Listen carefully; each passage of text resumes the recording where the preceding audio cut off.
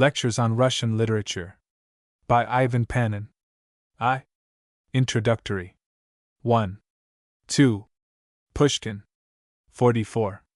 3. Gogol. 76. 4. Turgenef. 115. V.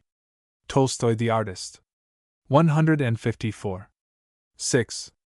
Tolstoy the Preacher. 190. Lecture I. 1. I have chosen the 4 writers mentioned on the program not so much because they are the 4 greatest names of Russian literature as because they best represent the point of view from which these lectures are to be delivered. For what nature is to God, that is literature unto the soul. God ever strives to reveal himself in nature through its manifold changes and developing forms. And the human soul ever strives to reveal itself in literature through its manifold changes and developing forms. But while to see the goal of the never-resting creativeness of God is not yet given unto man, it is given unto mortal eyes to behold the promised land from Pisgah, toward which the soul ever strives, and which, let us hope, it ever is approaching.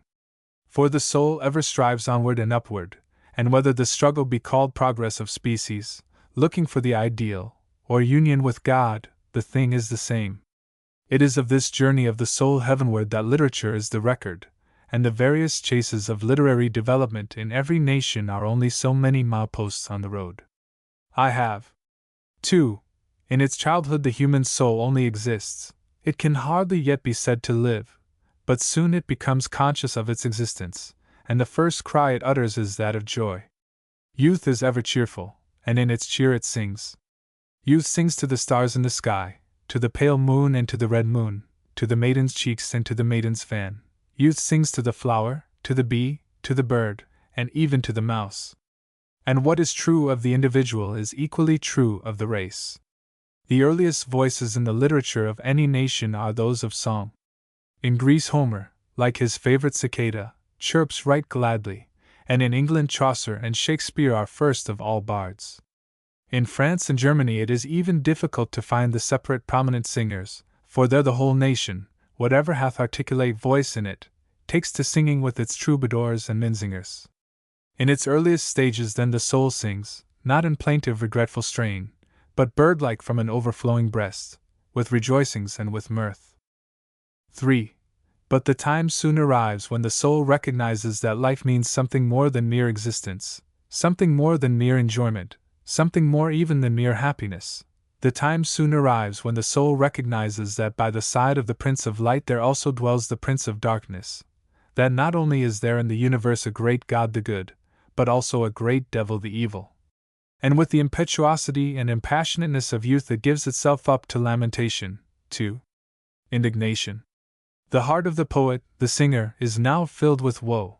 He departs and leaves behind him only the lamenter, the reproacher, the rebel.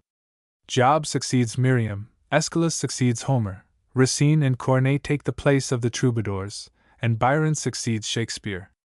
This is the stage of fruitless lamentation and protest. 4. But unlike the bear in winter, the soul cannot feed long on its own flesh, and the time soon comes when it beholds the wasteful restlessness of mere indignation, of mere protest. It sees that to overcome the ill it must go forth manfully and do battle, and attack the enemy in his most vulnerable spots, instead of fruitlessly railing against him. Literature then becomes full of purpose, becomes aggressive, attacks now the throne, now the church, now the law, now the institution, now the person. Tragedy is followed by comedy, sentiment by satire, Aeschylus is followed by Aristophanes, Horace is followed by Juvenal and Martial, Racine is followed by Voltaire, and Byron by Dickens. This is the stage of war. 5. But neither is it given unto the soul to remain long in hatred, for hatred is the child of darkness. The goal of the soul is love, since love is the child of light. And the spirit of man soon discovers that the powers of darkness are not to be conquered by violence, by battle against the men possessed of them, but by faith in the final triumph of the good, by submission to fate, by endurance of what can be borne, by reverence towards God, and lastly by mercy towards men. The soul thus discovers its true haven, it lays down the sword, its voice calls no longer to strife, but to peace, it now inspires and uplifts, and Greek literature ends with Socrates and Plato, Rome with Marcus Aurelius and Seneca, England with Carlyle and Ruskin, America with Emerson, and Germany with Goethe. Letters indeed go on in England, in America, and in Germany, but the cycle is completed, and higher than Plato, Marcus Aurelius, Goethe, Emerson, Carlyle, and Ruskin, the soul need not seek to rise. Whatever comes henceforth can add naught new to its life. The tones may indeed vary, but the strain must remain the same. 6. The eye of the body never indeed beholds the perfect circle. However accurately the hand draw, the magnifying glass quickly reveals zigs and zags in the outline. Only unto the eye of the spirit it is given to behold things in their perfection, and the soul knows that there does exist a perfect circle, magnifying glass or no magnifying glass. So history shows indeed many an irregularity in the law just laid down for the development of the soul, but the law is still there in its perfection, and Russian literature furnishes the best illustration of this law.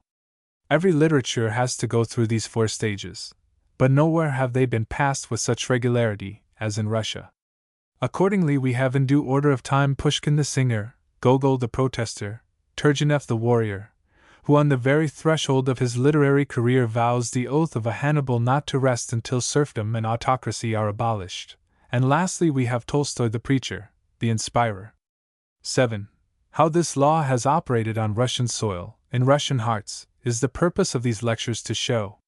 For while the laws of the spirit are ever the same in essence, the character of their manifestation varies with time and place, just as in nature the same force appears in the firmament as gravitation when it binds star unto star, as attraction when it binds in the molecule atom unto atom, and in man as love when it binds heart unto heart.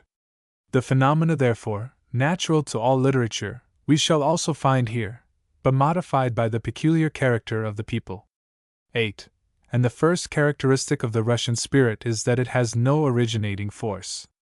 In the economy of the Aryan household, of which the Slavic race is but a member, each member has hitherto had a special office in the discharge of which its originating force was to be spent.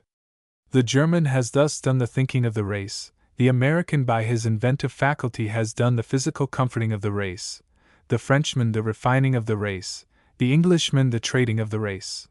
But the Russian has no such force peculiar to him. The office of the Slavonic race has hitherto been passive, and its highest distinction has hitherto been solely either to serve as a sieve through which the vivifying waters of European thought shall pour upon the sleeping body of Asia, or as a dead wall to stem the wild devastating flow of Asiatic barbarism upon European civilization. The virtue of the Slavonic race is thus first of all passivity, and as the virtue of a pipe is to be smooth and hollow, so the virtue of the Russian is first of all passive receptivity. 9. Look not therefore for creative originality in Russian literature. There is not a single form of literary development that is native to the Russian soil, not a single contribution to philosophy, to art, to letters, the form of which can be said to have been born on Russian soil. Its literary forms, like its civilization, or that which passes for its civilization, have been borrowed bodily from the West. But as action and reaction are always equal, so this very limitation of the Russian national character has been the source of many virtues of spiritual life, which Europe and America might well learn to acquire, all the more now when Western thought has matured to such ripeness as to be nigh decay. 10. And herein you have the explanation of the powerful hold Russian literature has suddenly gained upon thoughtful hearts. Wiseacres, marveling at the meaning of the outburst of enthusiasm for Russian literature, mutter, "Fashionable craze," and henceforth rest content. But, oh my friends, believe it not. Craze will go as craze has come, but the permanent force in Russian literature which now stirs the hearts of men is not to be disposed of by gossip at tea-table. Fashion can hug a corpse for a while, and proclaim its ghastly pallor to be delicacy of complexion, and the icy touch of its hand to be reserved culture, but it cannot breathe the breath of life into what is dead. And the present enthusiasm is kept awake, rest assured, not because of fashion, but in spite of it. Craze will surely go, but with it will not go that which appeals in Russian literature to all earnest souls, because of its permanent elements over which fashion has no control. 11. For the Russians have elements in their writings quite notable in themselves at all times, but more notable now when letters everywhere else seem to run to waste and ruin, elements without which all writing must become in due course of time so much blacking of paper, and all speech only so much empty sound, elements without which all writing is sent off, not weighted in one corner, that it may, like unto the toy, after never so much swaying to and fro, still find its upright equilibrium, but rather like unto the skyrocket, send up into empty space whizzing and crackling, to end in due time in total explosion and darkness. 12. And of these elements the first is intensity. What the Russian lacks in originality he makes up in strength, what he lacks in breadth he makes up in depth.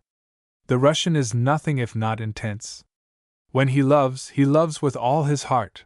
When he adores with all his soul.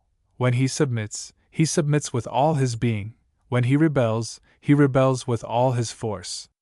When Peter decides to introduce Western civilization into his empire, it must be done in a day and throughout the country at once. And if human nature does not yield quickly enough to the order for change from above, soldiers must march about the streets with shears in their hands to cut off the forbidden beard and long coat. When Tyrant Paul dies by the hands of assassins, a scene of joy at the deliverance takes place which is only possible on Russian streets. Strangers fly into each other's arms, embrace, kiss each other, amid gratulations for the relief.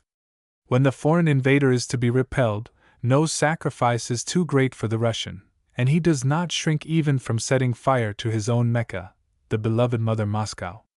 When Alexander II undertakes to liberate Russia, he crowds all reforms upon it at once: emancipation of serfs, trial by jury, local self-government, popular education. And when an autocratic reaction arrives, it comes with the same storm-like rapidity and ubiquity. From a free country, Russia is changed in one night through the pistol shot of a Karakazov into a despotic country, just as if some Hermann had waved his magic wand, and with his presto change had conjured up the dead autocracy into life again. When finally aristocratic youth is fired with the noble desire to help the ignorant peasant, home, family, station, fortune, career, all is forsaken, and youth goes forth to live with peasant, like peasant, that it may the better instruct him. This intensity which thus permeates all life of Russia is likewise visible in its literature. But while in practical life Titanesqueness is a drawback, in literature, which is the nation's ideal life, it finds its most fruitful field. Hence the Russian writer may oft, indeed, be mistaken, frequently even totally wrong, but he is never uninteresting, because always powerful. 13. In times when feebleness has become so feeble as even to invent a theory, making thinness of voice, weakness of stamina, and general emasculation literary virtues, when intellect can find adequate interest only in the chess puzzles of a Browning, and the sense of humor can find adequate sustenance only in the table-leaping antics of a Mark Twain, and the conscience can be goaded into remorse only by the sight of actual starvation, it is well to turn to these Russians and learn that one of the secrets of their overwhelming power is their intensity. 14. Gogol, for instance, never sets you laughing explosively. Such laughter is only on the surface. But you can hardly read a page of his without feeling a general sense of mirth suffused as it were through every limb, and the cheek can laugh no more than the spinal column. So, too, Turgenef never sets you a-weeping, but the sadness he feels he sends from his pages, circulating through your blood, and while the eye will not indeed drop a tear, for such grief is likewise mostly on the surface, the breast will heave a sigh. And Tolstoy never fires you to go forth and do a particularly good deed.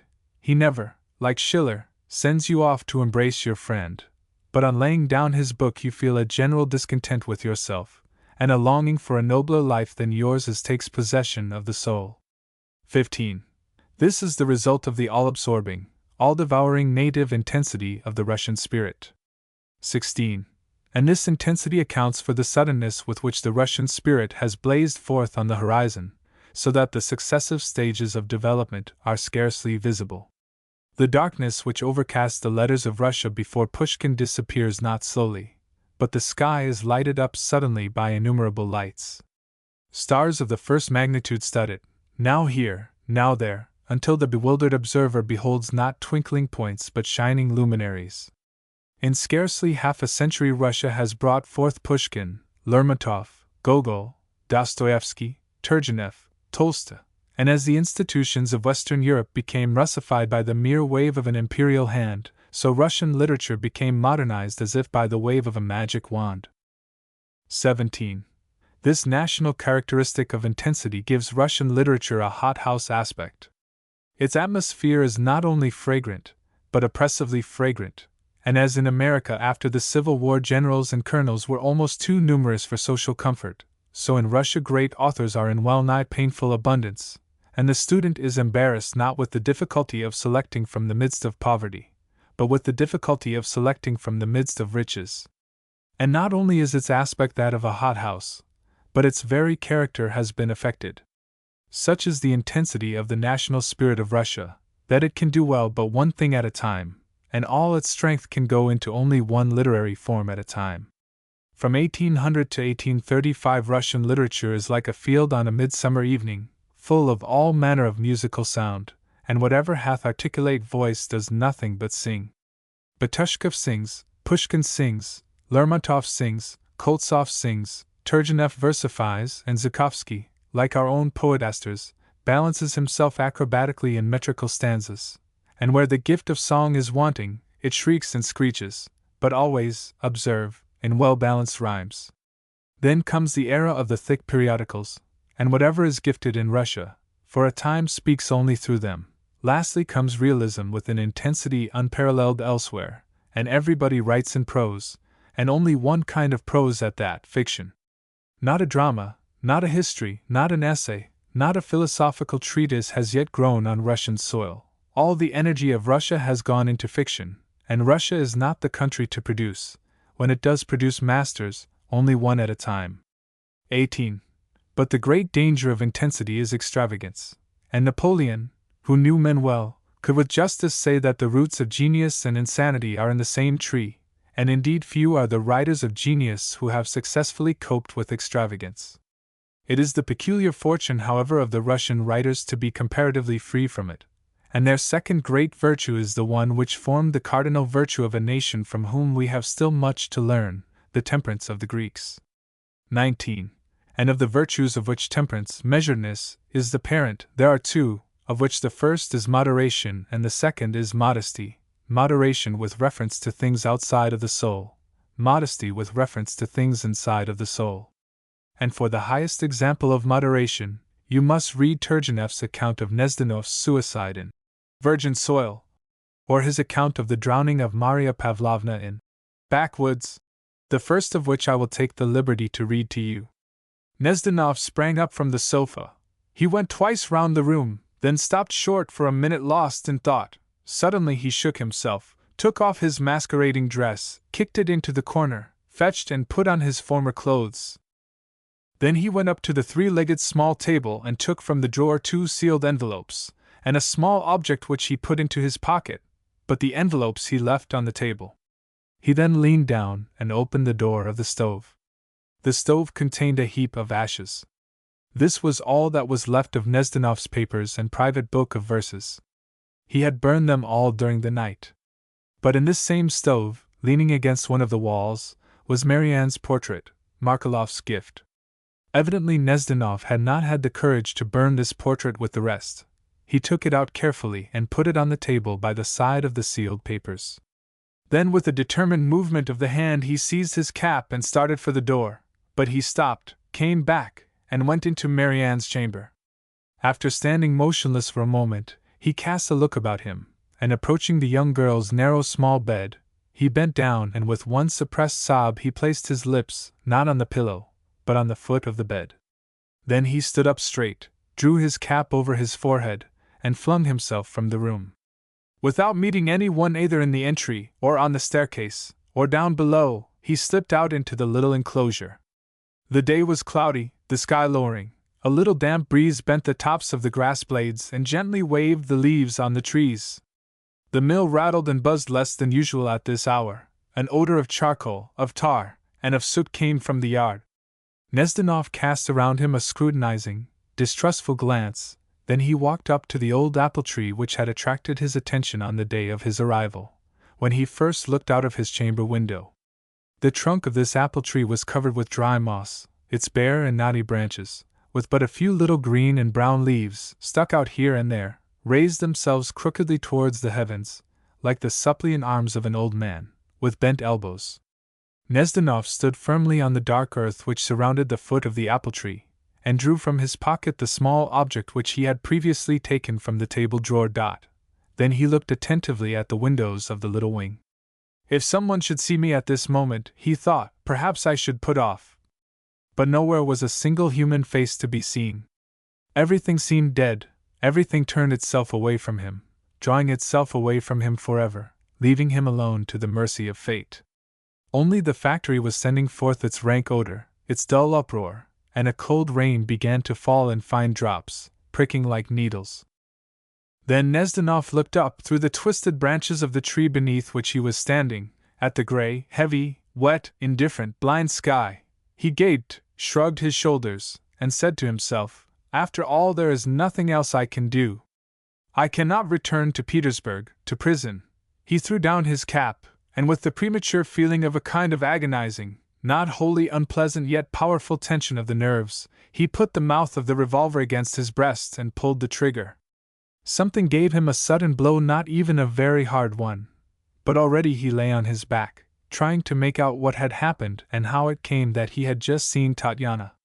He wished to call to her and say, "Oh, there is something not right," but already he is speechless, and over his face into his eyes, over his forehead into his brain, there rushes a whirlwind of green smoke, and a flat something oppressively heavy crushed him forever to the ground.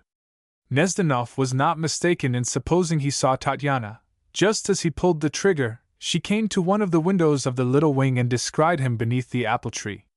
She had scarcely time to ask herself, "What is he doing under the apple tree bareheaded in such weather as this?" when he fell backward like a sheaf of wheat.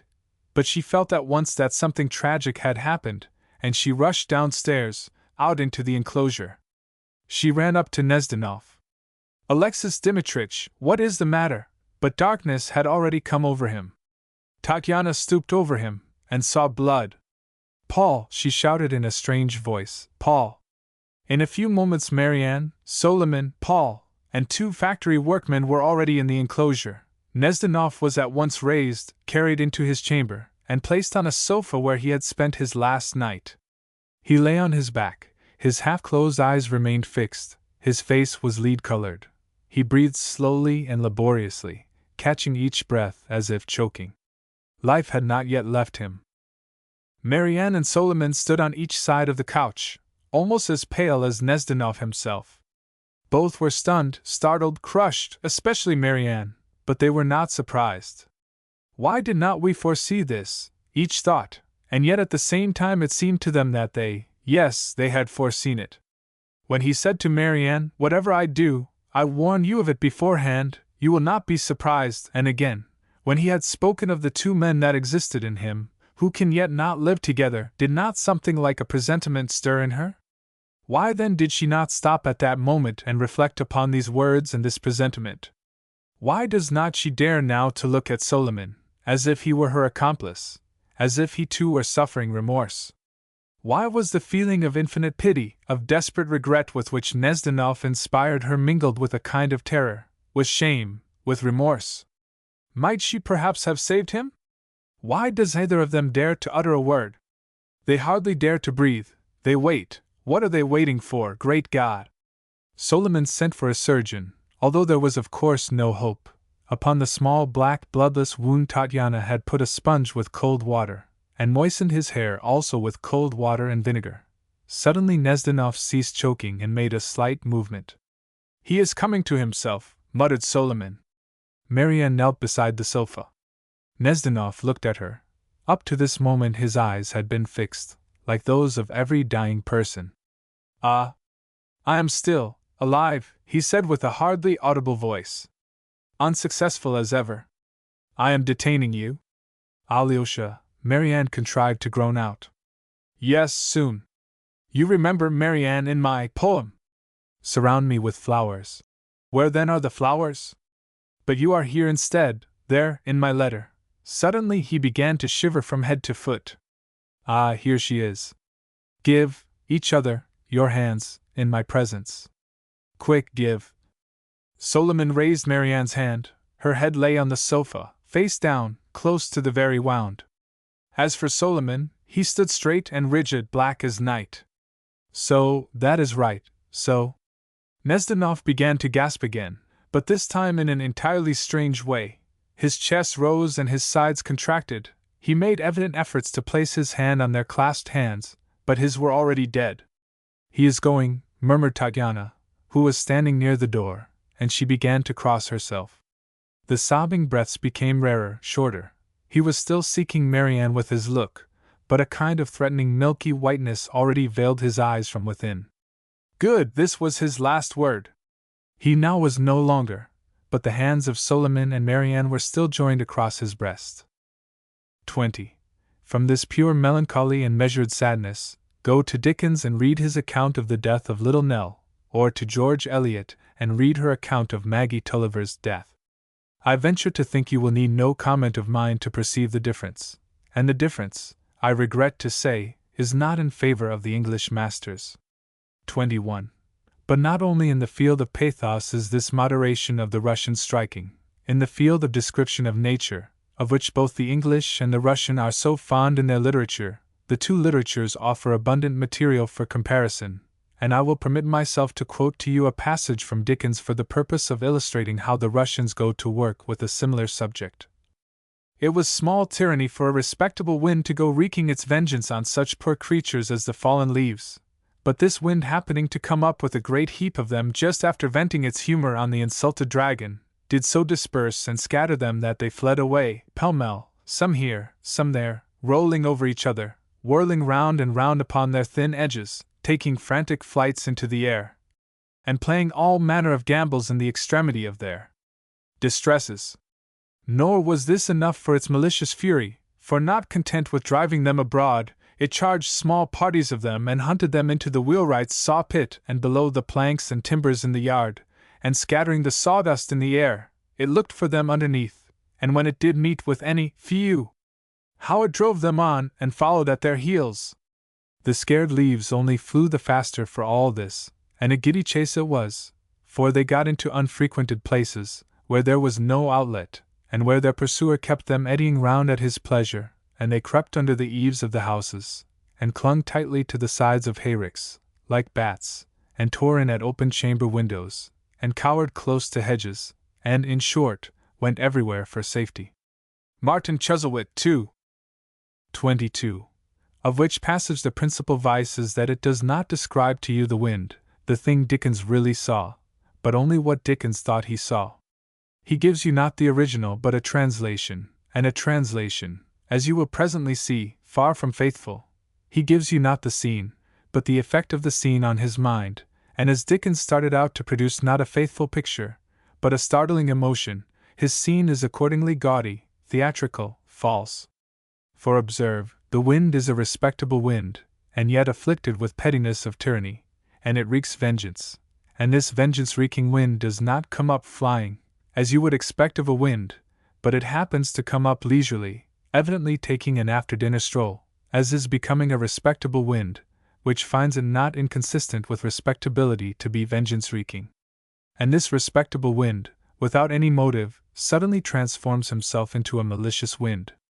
Observe, he is no longer revengeful, for revenge implies something wicked done to the wind, which rouses him, while malice has no such excuse, for malice acts without cause, except from native depravity, while revenge acts always with cause. And this upright, leisurely strolling wind, now vengeance-wreaking, now malicious, again without sufficient cause changes his erect posture and kneels down, bends his head under the timbers, and the wind becomes a peeper. 23. A conception like this may be very fine, it may be very poetic, and even very dramatic, but it is not true, for Dickens never saw the wind thus, else his metaphors would have been less mixed. What we see truly with our imagination we see clearly, and the metaphors born of clear sight are ever pure. Hence such description is extravagant because untrue, hence such description is demoralizing because extravagant, immoderate. And now read Tolstoy's description of a storm during a coach ride. It was still 10 versts to the nearest station, But the great dark, purple cloud which had collected, God knows whence, without the smallest breeze, was moving swiftly upon us. The sun, which is not yet hidden by the clouds, brightly illumines its dark form, and the gray streaks which extend from it to the very horizon. From time to time, the lightning flashes in the distance, and a faint, dull roar is audible, which gradually increases in volume, approaches, and changes into broken peals which embrace the whole heavens. Vasily stands upon the box, and raises the cover of the britchka. The coachmen put on their armyaks, and at every clap of thunder, remove their hats and cross themselves. The horses prick up their ears, puff out their nostrils as if smelling the fresh air which is wafted from the approaching thundercloud, and the britchka rolls faster along the dusty road. I feel oppressed, and am conscious that the blood courses more rapidly through my veins. But the advance guard of the clouds already begins to conceal the sun. Now it has peeped forth for the last time, has illumined the terribly dark portion of the horizon, and vanished. The entire landscape suddenly undergoes a change, and assumes a gloomy character. The ash woods quiver, the leaves take on a kind of dull whitish hue, and stand out against the purple background of cloud, and rustle and flutter. The crowns of the great birches begin to rock, and tufts of dry grass fly across the road. The water and white-breasted swallows circle about the britchka, and fly beneath the horses, as though with the intention of stopping us. Daws with ruffled wings fly sideways to the wind. The edges of the leather apron, which we have buttoned up, begin to rise, and emit bursts of moist wind, and flap and beat against the body of the carriage. The lightning seems to flash in the britchka itself, dazzles the vision, and for a moment lights up the grey cloth, the border gimp, and Volodia's figure cowering in a corner. At the same moment, directly above our heads, a majestic roar resounds, which seems to rise ever higher and higher, and to spread ever wider and wider, in a vast spiral, gradually gaining force, until it passes into a deafening crash, which causes one to tremble and hold one's breath involuntarily. The wrath of God! How much poetry there is in this conception of the common people! The wheels whirl faster and faster. From the backs of Vasily and Philip, who is flourishing his reins, I perceive that they are afraid. The britchka rolls swiftly down the hill, and thunders over the bridge of planks. I am afraid to move, and momentarily await our universal destruction. Tprr! The trace is broken, and in spite of the unceasing, deafening claps of thunder, we are forced to halt upon the bridge. I lean my head against the side of the britchka, and catching my breath with a sinking of the heart, I listen despairingly to the movements of Philip's fat black fingers, as he slowly ties a knot, and straightens out the traces, and strikes the side horse with palm and whip handle. The uneasy feelings of sadness and terror increase within me with the force of the storm. But when the grand moment of silence arrives, which generally precedes the thunderclap, these feelings had reached such a point that, if this state of things had lasted a quarter of an hour, I am convinced that I should have died of excitement. At the same moment, there appears from beneath the bridge a human form, clothed in a dirty, ragged shirt, with a bloated, senseless face, a shaven, wagging, totally uncovered head, crooked, nerveless legs, and a shining red stump in place of a hand, which he thrusts out directly at the britchka. Bieshka! 1. Help a cripple for Christ's sake, says the beggar, beginning to repeat his petition by rote, in a weak voice, as he crosses himself at every word, and bows to his very belt. 1. I cannot describe the feeling of chill terror which took possession of my soul at that moment. A shudder ran through my hair, and my eyes were riveted on the beggar, in a stupor of fright. Vasily, who bestows the alms on the journey, is giving Philip directions how to strengthen the trace, and it is only when all is ready and Philip, gathering up the reins, climbs upon the box, that he begins to draw something from his side pocket. But we have no sooner started than a dazzling flash of lightning, which fills the whole ravine for a moment with its fiery glare, brings the horses to a stand, and is accompanied, without the slightest interval, by such a deafening clap of thunder that it seems as though the whole vault of heaven were falling in ruins upon us. The wind increases. The manes and tails of the horses, Vasily's cloak, and the edges of the apron, take one direction, and flutter wildly in the bursts of the raging gale.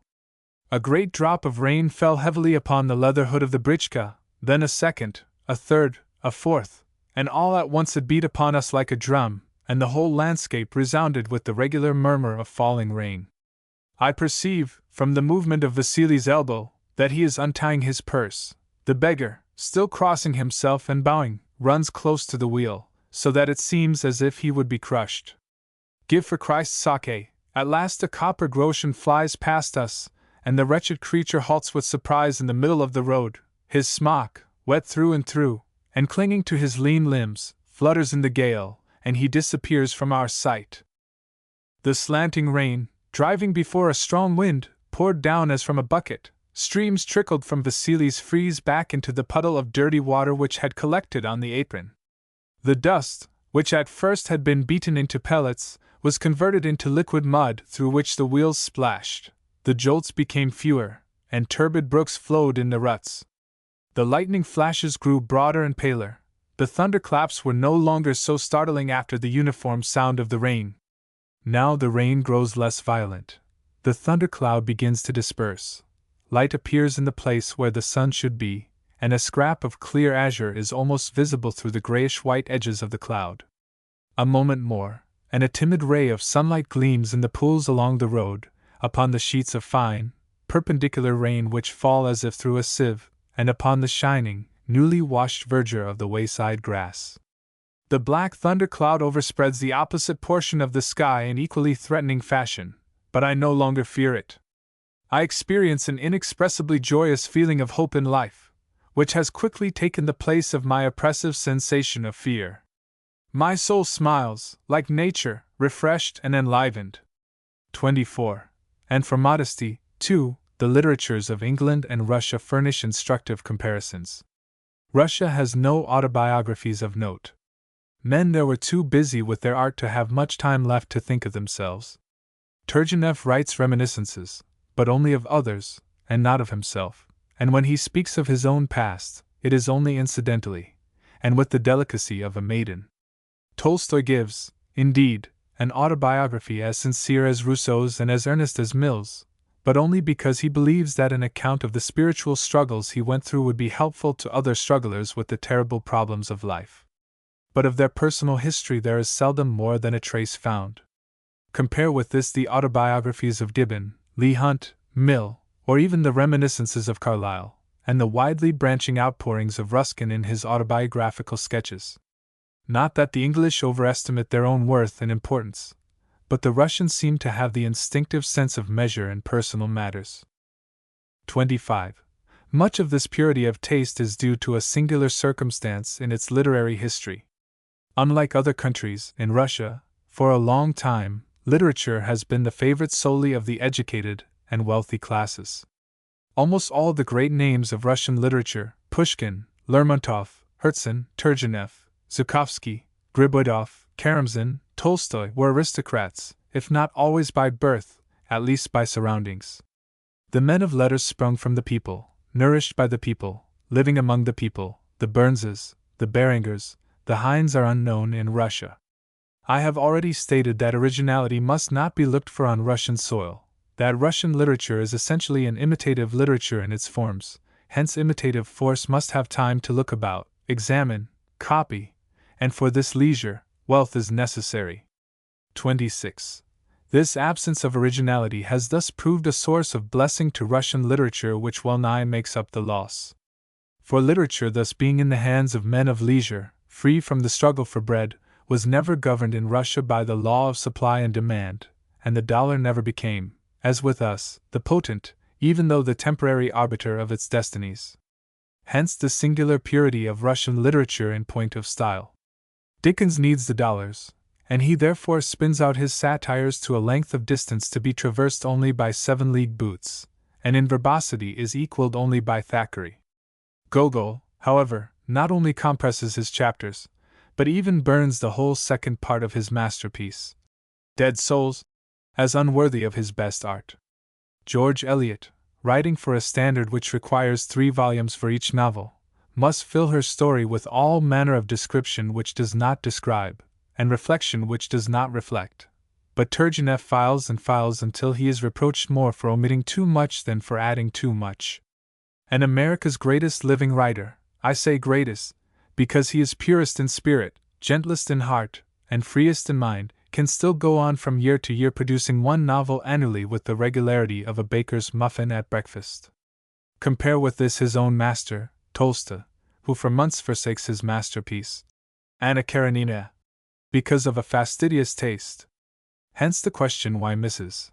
Astor never invites to her table literary men, which agitated them recently, could not have even been asked in Russia.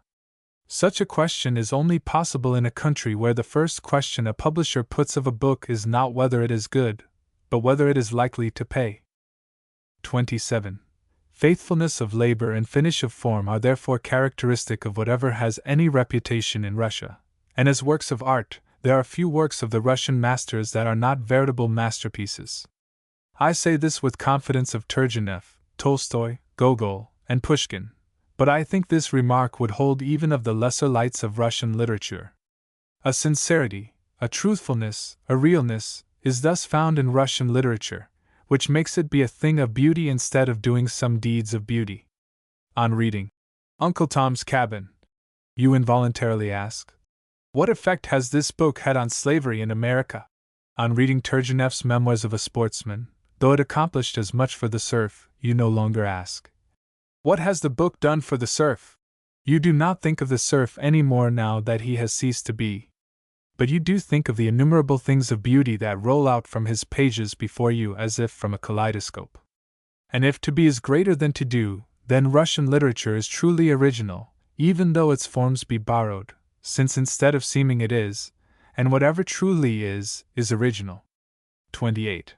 From this sincerity of Russian writers comes the third great virtue of Russian literature, a virtue possessed as yet by other literatures in but a small degree. The Russian writer is first of all in earnest, and he has no time to give to mere entertainment, mere amusement. The goldsmiths with their bees and their citizens of the world, the Addisons with their spectators, nobly writ though these be, yet written mostly with no higher purpose than to make the breakfast roll glide down the throat more softly, these exist not in Russia. Things of beauty, things of entertainment, like Addison's essays, are indeed found in Russia, but not for entertainment alone were these writ, hence not in the strain of mirth. Rather are they writ with the blood of the heart, for to the Russian, life is real, life is earnest, not a mere pastime, and it was given to a Russian painter to make the all-known but singularly forgotten observation that Christ never laughed. 29. But while the native endowment of the soul, its spiritual capital, is the chief guide of the fate of literature, other forces also affect its course, the chief among which is the political government of the people. In most countries the influence of government upon literature has been slight. Shakespeare's plays, Milton's Paradise, were not affected by the political struggles of England. The sole writing of Milton which was affected by English politics, his prose, belongs to literature only in so far as it throws light on the author of Paradise Lost. Dante's Divine Comedy, charged though it be with the political electricity of his times, was but little affected by the state of government. In other countries the government of the people was as much itself an effect of the native endowment of the soul as its literature, and government and literature flowed therefore side by side, in two parallel streams, seldom interfering with each other's course. In Russia, however, government has extended a powerful influence on literature, and the most marked effect of its influence is the short-livedness of most Russian authors. The calm, peaceful existence of the literary man has already been sung by Carlyle as a life-lengthener. In Russia, however, the same fatality which has pursued its political rulers has also pursued its spiritual rulers, and as most conquerors have died an unnatural death, so most writers have died an unnatural death, or only after an unnatural life. The witticism of Mark Twain, that the bed must be a most fatal place, since most people die in bed, is not applicable to Russian emperors and Russian writers. Few of them can be said to have died in their beds. Griboidov is assassinated, Pushkin and Lermontov are murdered, Gogol is found dead from bodily starvation, and Byelinsky is found dead from spiritual starvation. Betushkov dies insane. Dostoevsky and Chernyshevsky are in prison the best years of their lives. Turgenev can find the length of his days only in exile, and Tolstoy the length of his in plowing fields. For such a strange disharmony in the lives of Russian men of letters, the government is largely responsible.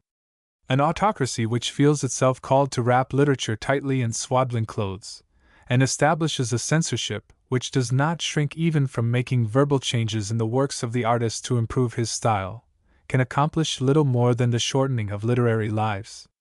For literature is a flower which can only wither at the touch of unhallowed hands, and the rude hands of the censor are far from being hallowed. 30. Hence Russian literature not only is a mere fragment, a mere brick of the vast edifice which it is capable of becoming, it is even bound to remain a mere fragment for a long time to come. For as Socrates lived in Plato, Plato in Aristotle, and Aristotle in the schoolmen, as Lessing lived in Goethe, Goethe in Heine, and Heine in young Germany, so great literary fathers reappear in the progeny of the next generation. The reproduction is indeed oft puny enough, still the reproduction is there.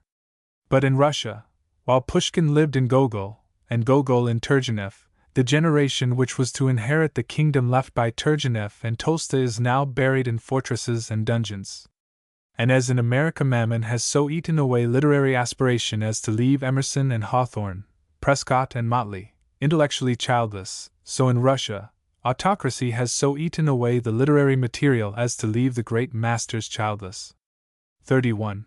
Fortunately, though deprived by despotism of all power of propagation on Russian soil, the noble spirit of Russian literature has by a force I cannot but call divine been allowed to be propagated on foreign soil, and if the literature of the West, which is now stagnating in the pools of doubt, irreverence, mammon, and cold intellectualism, misnamed culture, is to be purified, the purification must come from the breath of life which blows from Russia.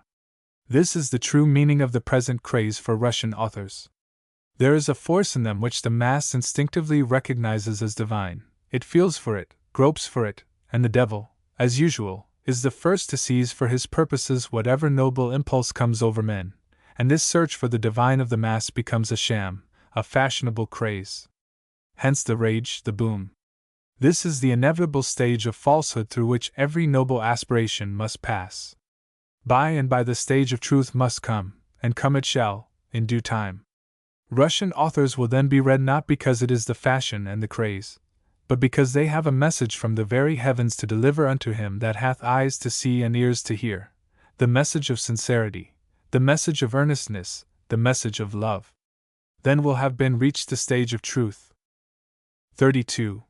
Out of this crampedness of Russian literature by government developed that virtue of its masters, which with their sincerity and simplicity, or moderation, forms a most beautiful trinity of graces. I mean their freedom. You will indeed hear full many a yardstick critic as he goes about with his load of pigeon-holed boxes to take measure of each author, and label him, and duly relegate him to convenient pigeonhole. Such critic you will hear discourse much about classicism, and romanticism, and realism, and of their prevalence at different times in Russian literature. Believe it not. The Russian author who is at all worth classifying is slave of no school. He is free, for he is a worshipper of the truth which alone mocketh men free. He is a school unto himself. Is Gogol a realist? He gives you indeed the reality, but he breathes into it a beauty only visible to idealizing eyes. Is Turgenef a realist? When thrilled with the unspeakable beauty of the sky, he depicts it so as to realize for you the ideal. And when Tolstoy is thrilled with a moral emotion, he depicts it so as to idealize the real for you. The Russians thus refuse to be classified. And they belong to only one class, the class of those that cannot be classified. 33. Thus has it come to pass that the West, to which Russian literature owes its nourishment, is now in its old age to be nourished by its foster child. The child is to become the father of the man, and Russian literature is henceforth to be the source of the regeneration of the Western spirit. As the future fighters for freedom will have to look to the Perovskayas, to the Bardins, and the Zasiliches, and to the unnamed countless victims of the Siberian snowfields for models of heroism, so methinks henceforth writers must look to the Russians for models in their art, to Gogol for pure humor, to Turgenev for the worship of natural beauty, to Tolstoy for the worship of moral beauty. Lecture 2. Pushkin. Lecture 2. 1. I have stated in the first lecture that I should treat of Pushkin as the singer. Pushkin has indeed done much besides singing. He has written not only lyrics and ballads but also tales, tales in prose and tales in verse. He has written novels, a drama, and even a history. He has thus roamed far and wide, still he is only a singer. And even a cursory glance at his works is enough to show the place which belongs to him. I say belongs because the place he holds has a prominence out of proportion to the merits of the writer. Among the blind the one-eyed is king, and the one-eyed Pushkin, for the moral eye is totally lacking in this man, came when there as yet was no genuine song in Russia, but mere noise, reverberation of sounding brass, and Pushkin was hailed as the voice of voices, because amidst the universal din his was at least clear. Of his most ambitious works, Boris Godunov is not a drama, with a central idea struggling in the breast of the poet for embodiment in art, but merely a series of well-painted pictures, and painted not for the soul, but only for the eye. His Eugene Onegin contains many fine verses, much wit, much biting satire, much bitter scorn, but no indignation burning out of the righteous heart. His satire makes you smile, but fails to rouse you to indignation. In his Onegin, Pushkin often pleases you, but he never stirs you. Pushkin is in literature what the polished clubman is in society. In society, the man who can repeat the most bon mots, tell the most amusing anecdotes, and talk most fluently, holds the ear more closely than he that speaks from the heart. So Pushkin holds his place in literature because he is brilliant, because his verse is polished, his language chosen, his wit pointed, his prick stinging. But he has no aspiration, no hope. He has none of the elements which make the writings of the truly great helpful. Pushkin, in short, has nothing to give. Since to be able to give one must have, and Pushkin was a spiritual pauper. I have, too, and what is true of his more sustained works is equally true of his lesser works. They all bear the mark of having come from the surface, and not from the depths. His Prisoner of the Caucasus, his Fountain of Bakhchisarai, his Gypsies, are moreover weighted down with the additional load of having been written directly under the influence of Byron. And as health is sufficient unto itself, and it is only disease which is contagious, Byron, who was sick at heart himself, could only impart disease and not health. Byron, moreover, had besides his gift of song the element of moral indignation against corrupt surroundings. Pushkin had not even this redeeming feature. 3. Pushkin therefore is not a poet, but only a singer, for he is not a maker, a creator. There is not a single idea any of his works can be said to stand for. His is merely a skill. No idea circulates in his blood, giving him no rest until embodied in artistic form. His is merely a skill struggling for utterance because there is more of it than he can hold. Pushkin has thus nothing to give you to carry away. All he gives is pleasure, and the pleasure he gives is not that got by the hungry from a draught of nourishing milk, but that got by the satiated from a draught of intoxicating wine. He is the exponent of beauty solely, without reference to an ultimate end. Gogol uses his sense of beauty and creative impulse to protest against corruption, to give vent to his moral indignation. Turgenef uses his sense of beauty as a weapon with which to fight his mortal enemy, mankind's deadly foe, and Tolstoy uses his sense of beauty to preach the ever-needed gospel of love.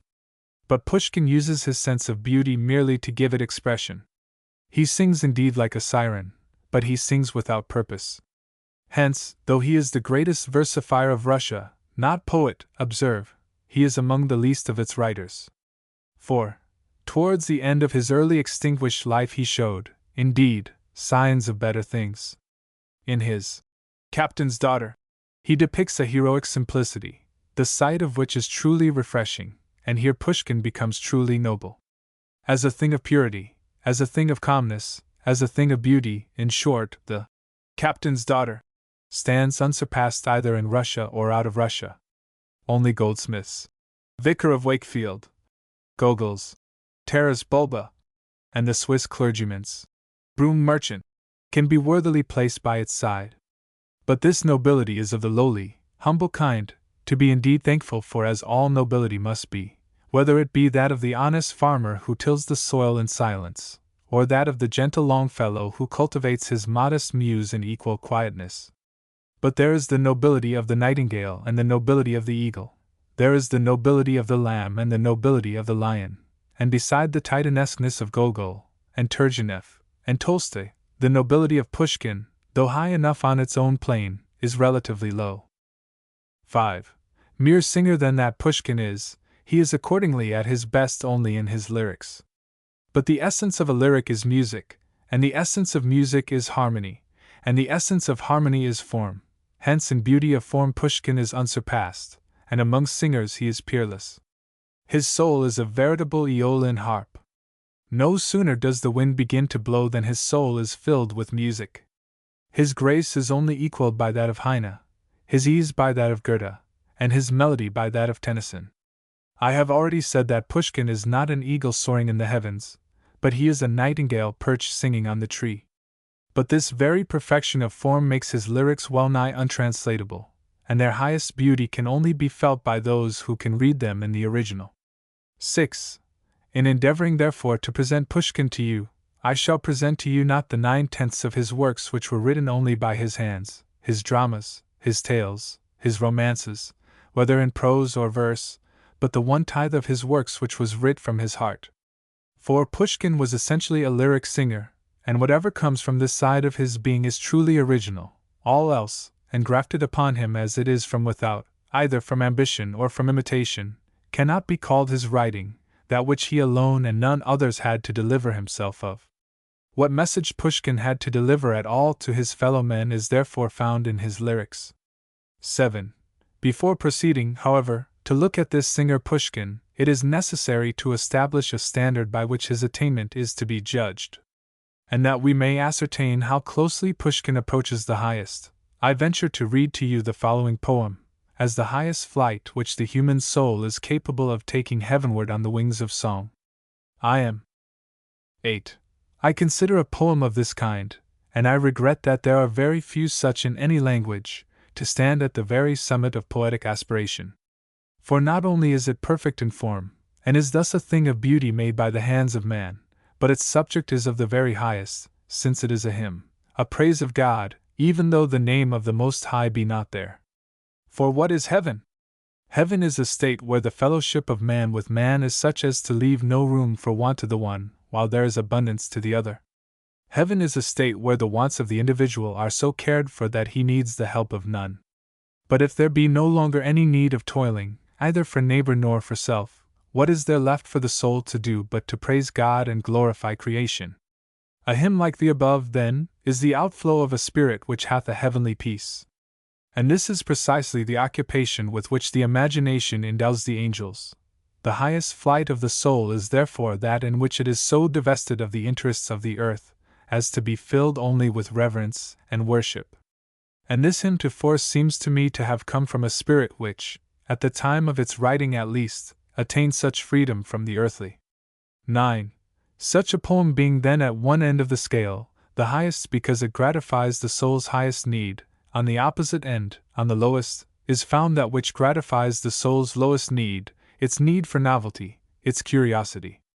And this is done by purely narrative writing, of which the following is a good example. I gaze. 10.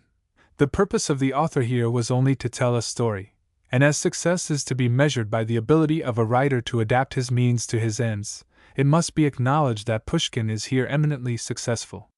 For the story is here well told because simply told. The narrative moves, uninterrupted by excursions into side fields. In its class, therefore, this poem must stand high, but it is of the lowest class. 11. For well told though this story be, it is after all only a story, with no higher purpose than merely to gratify curiosity, than merely to amuse. Its art has no higher purpose than to copy faithfully the event, than to be a faithful photograph, and moreover it is the story not of an emotion, but of a passion, and an ignoble passion at that. The passion is jealousy, in itself an ugly thing, and the fruit of this ugly thing is a still uglier thing, a murder. The subject therefore is not a thing of beauty, and methinks that the sole business of art is first of all to deal with things of beauty. Mediocrity, meanness, ugliness, are fit subjects for art only when they can be made to serve a higher purpose, just as the sole reason for tasting wormwood is the improvement of health. But this higher purpose is here wanting. Hence I place such a poem on the lowest plane of art. On 12. This also is a narrative poem, but it tells something more than a story. A new element is here added. For it not only gratifies our curiosity about the mother and the babe, but it also moves us. And it moves not our low passion, but it stirs our high emotion. Not our anger is here roused, as against the owner of the black shawl, but our pity is stirred for the innocent babe, and even the mother, though guilty enough, stirs our hearts. Here, too, as in the black shawl, the art of the narrator is perfect. The few touches of description are given only in so far as they vivify the scene and furnish a fit background for the mother and child. But the theme is already of a higher order, and in rank I therefore place that outcast, one plane above the black shawl. 13. The two poems I have just read you are essentially ballads. They deal indeed with emotion, but only incidentally. Their chief purpose is the telling of the story. I shall now read you some specimens of a higher order of poetry, of that which reflects the pure emotion which the soul feels when beholding beauty in nature. I consider such poetry as on a higher plane, because this emotion is at bottom a reverence before the powers of nature, hence a worship of God. It is at bottom a confession of the soul of its humility before its Creator. It is the constant presence of this emotion which gives permanent value to the otherwise tame and commonplace writings of Wordsworth. Wordsworth seldom climbs the height he attains in those 9 lines, the first of which are a rainbow in the sky. But here Pushkin is always on the heights. And the first I will read you shall be one in which the mere sense of nature's beauty finds vent in expression without any conscious ethical purpose. It is an address to the last cloud. O last. 14. Observe, here the poet has no ultimate end but that of giving expression to the overflowing sense of beauty which comes over the soul as he beholds the last remnant of a thunderstorm floating off into airy nothingness. But it is a beauty which ever since the days of Noah and his rainbow has filled the human soul with marveling and fearing adoration. Beautiful, then, in a most noble sense this poem indeed is. Still, I cannot but consider the following few lines to the birdlet, belonging as the poem does to the same class with the cloud, as still superior. Gods. 15. For a poem of this class this is a veritable gem, for not only is its theme a thing of beauty, but it is a thing of tender beauty. Who is there among my hearers that can contemplate this birdlet, this wee child of God, as the poet hath contemplated it, and not feel a gentleness, a tenderness, a meltedness creep into every nook and corner of his being? But the lyric beauty of the form, and the tender emotion roused in our hearts by this poem, form by no means its greatest merit. To me the well-nigh inexpressible beauty of these lines lies in the spirit which shineth from them, the spirit of unreserved trust in the fatherhood of God. When fog and rain by the late fall are brought, men are wearied, men are grieved, but Bertie. My friends, the poet has written here a commentary on the heavenly words of Christ, which may well be read with immeasurable profit by our wiseacres of supply and demand economy, and the consequence-fearing associated or dissociated charity. For if I mistake not, it was Christ that uttered the strangely unheeded words, "Be not anxious for the morrow. Behold the birds of the heaven, that they sow not, either do they reap, nor gather into barns, and your heavenly Father feedeth them." Fine words these, to be read reverently from the pulpit on Sunday, but to be laughed at in the counting-room and in the charity office on Monday. But the singer was stirred by this trustfulness of Bertie, all the more beautiful because unconscious, and accordingly celebrates it in lines of well-nigh unapproachable tenderness and grace. 16. There is, however, one realm of creation yet grander and nobler than that visible to the eye of the body. Higher than the visible stands the invisible, and when the soul turns from the contemplation of the outward universe to the contemplation of the inward universe, to the contemplation of affection and aspiration, its flight must of necessity be higher. Hence the high rank of those strains of song which the soul gives forth when stirred by affection, by love to the children of God, whether they be addressed by Wordsworth to a butterfly, by Burns to a mouse, or by Byron to a friend. You have in English 8 brief lines which for this kind of song are a model from their simplicity, tenderness, and depth. As 17. It is this song of love for one's kind which makes Burns, Heine, and Goethe preeminently the singers of the human heart, when it finds itself linked to one other heart.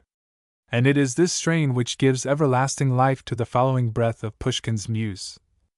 A floweret. 18. But from the love of the individual the growing soul comes in time to the love of the race.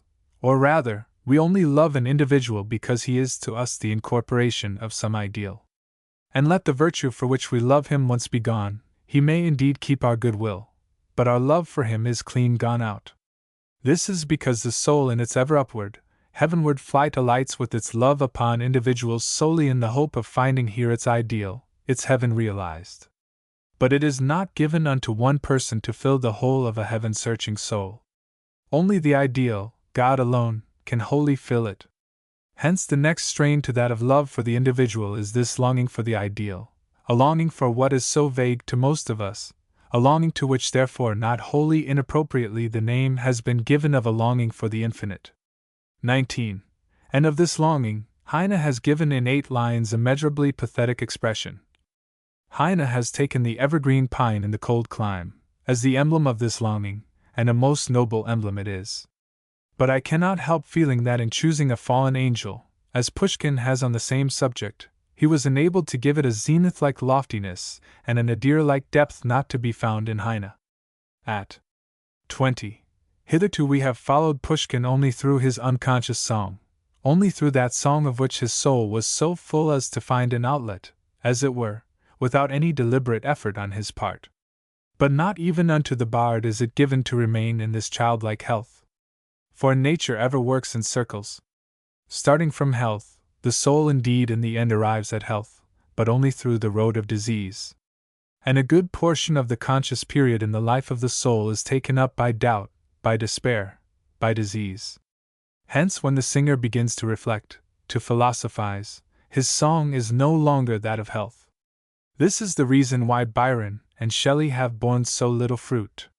Their wail is the cry not of a mood, but of their whole being. It is not the cry of health temporarily deranged, but the cry of disease. With the healthy Burns, on the other hand, his poem, Man Was Made to Mourn, reflects only a stage which all growing souls must pass. So Pushkin, too, in his growth, at last arrives at a period when he writes the following lines, not the less beautiful for being the offspring of disease, as all lamentation must needs be. 21.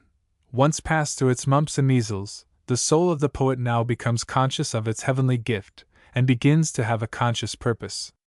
The poet becomes moralized, and the song becomes ethical. This is the beginning of the final stage, which the soul, if its growth continue healthy, must reach, and Pushkin, when singing, does retain his health. Accordingly, in his address to the steed, the purpose is already clearly visible. Why? 22. It is thus that the singer lifts up his voice against the terrors of war. It is thus that he protests against the struggle between brother and brother, and the effect of the protest is all the more potent that it is put into the mouth, not as Nekrasov puts it, of the singer, but into that of a dumb, unreasoning beast. 23. We have now reached the last stage of the development of Pushkin's singing soul. For once conscious of a moral purpose, he cannot remain long on the plane of mere protest. This is mere negation. What is to him the truth must likewise be sung, and he utters the note of affirmation, this in his greatest poem, Tormented. 24. This is the highest flight of Pushkin. He knew that the poet comes to deliver the message.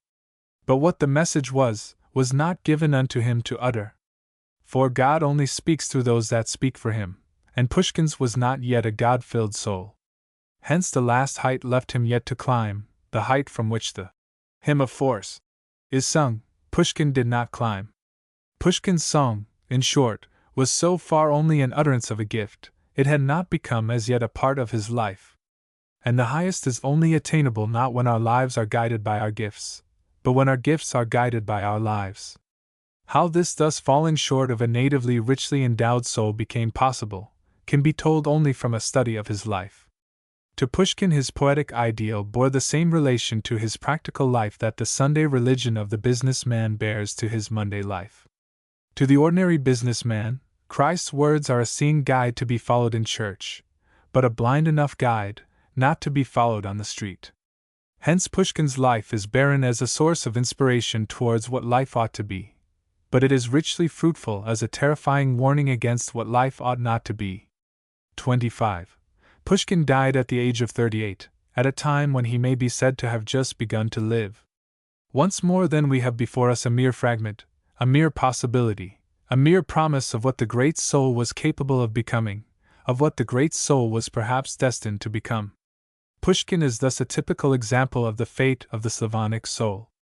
And the same phases we had occasion to observe as gone through by the race, we now find here likewise gone through by the individual. It is this which makes Pushkin eminently a national singer, a Russian singer. The satire of Gogol, the synthesis of Turgenef, the analysis of Tolstoy, might have indeed flourished on any other soil. Nay, Turgenev and Tolstoy are men before they are Russians, but the strength of Pushkin as a force in Russian literature comes from this his very weakness. Pushkin is a Russian before he is a man, his song is a Russian song. Hence, though many have been the singers in Russia since his day, none has yet succeeded in filling his place. For many are indeed called, but few are chosen, and the chosen Russian bard was Alexander Pushkin. Lecture 3. Gogol. Lecture 3. 1. With the departure of the 18th century there also disappeared from Russia that dazzling glitter which for well nigh half a century had blinded the eyes of Europe. Catherine was now dead, Potiomkin was dead, Suvorov was living in exile in a village, and Panin was idle on his estates. And now, stripped of its coat of whitewash, autocracy stood bare in all its blackness. Instead of Mother Catherine, Paul was now ruling, and right fatherly he ruled. Such terror was inspired by this emperor, that at the sight of their fathers his subjects at last began to scamper in all directions like a troop of mice at the sight of a cat. For half a decade Russia was thus held in terror, until the rule of the maniac could no longer be endured. At last Panin originates, Paulin organizes, and Benigsen executes a plan, the accomplishment of which finds Paul on the Moro lying in state with a purple face, and the marks of the shawl which strangled him carefully hid by a high collar. His Majesty died of apoplexy, the populace is told. Alexander the Benign comes upon the throne, greeted, indeed, by his subjects, in the ecstasy of the delivery, like an angel, but cursed by them as a demon ere the 25 years of his rule have passed. The Holy Alliance, Shishkov and Arakcheyev were more than even Russians could endure, and formidable protest is at last made by the armed force of the Decembrists. The protest fails, 5 bodies swinging from the gallows, and 100 exiles buried in Siberia alive, leave a monument of such failure terrible in its ghastliness even for Russian history. The iron hand of Nicholas now rests on the country, and for 30 years the autocrat can proudly say that now order reigns in Russia. Order? Yes, but it is the order and quiet of the graveyard, the peace of death. With 2. But not all is quiet. Defeated on the field of arms, the spirit of protest seeks and at last finds a battlefield where either the trampling hoofs of horses nor the shot of cannon can avail. The spirit of man entrenches itself behind ideas, behind letters, and here it proves impregnable even against the autocracy of a Nicholas. Defeated on the field of war, the spirit of man protests in literature. The times call for the voice, and the voice is soon heard. This voice is the voice of Nikolai Gogol. 3.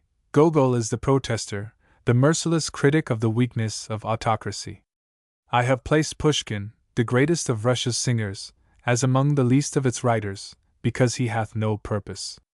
I place Gogol far above Pushkin, because Gogol is the first master of Russian literature in whom purpose is not only visible, but is also shown.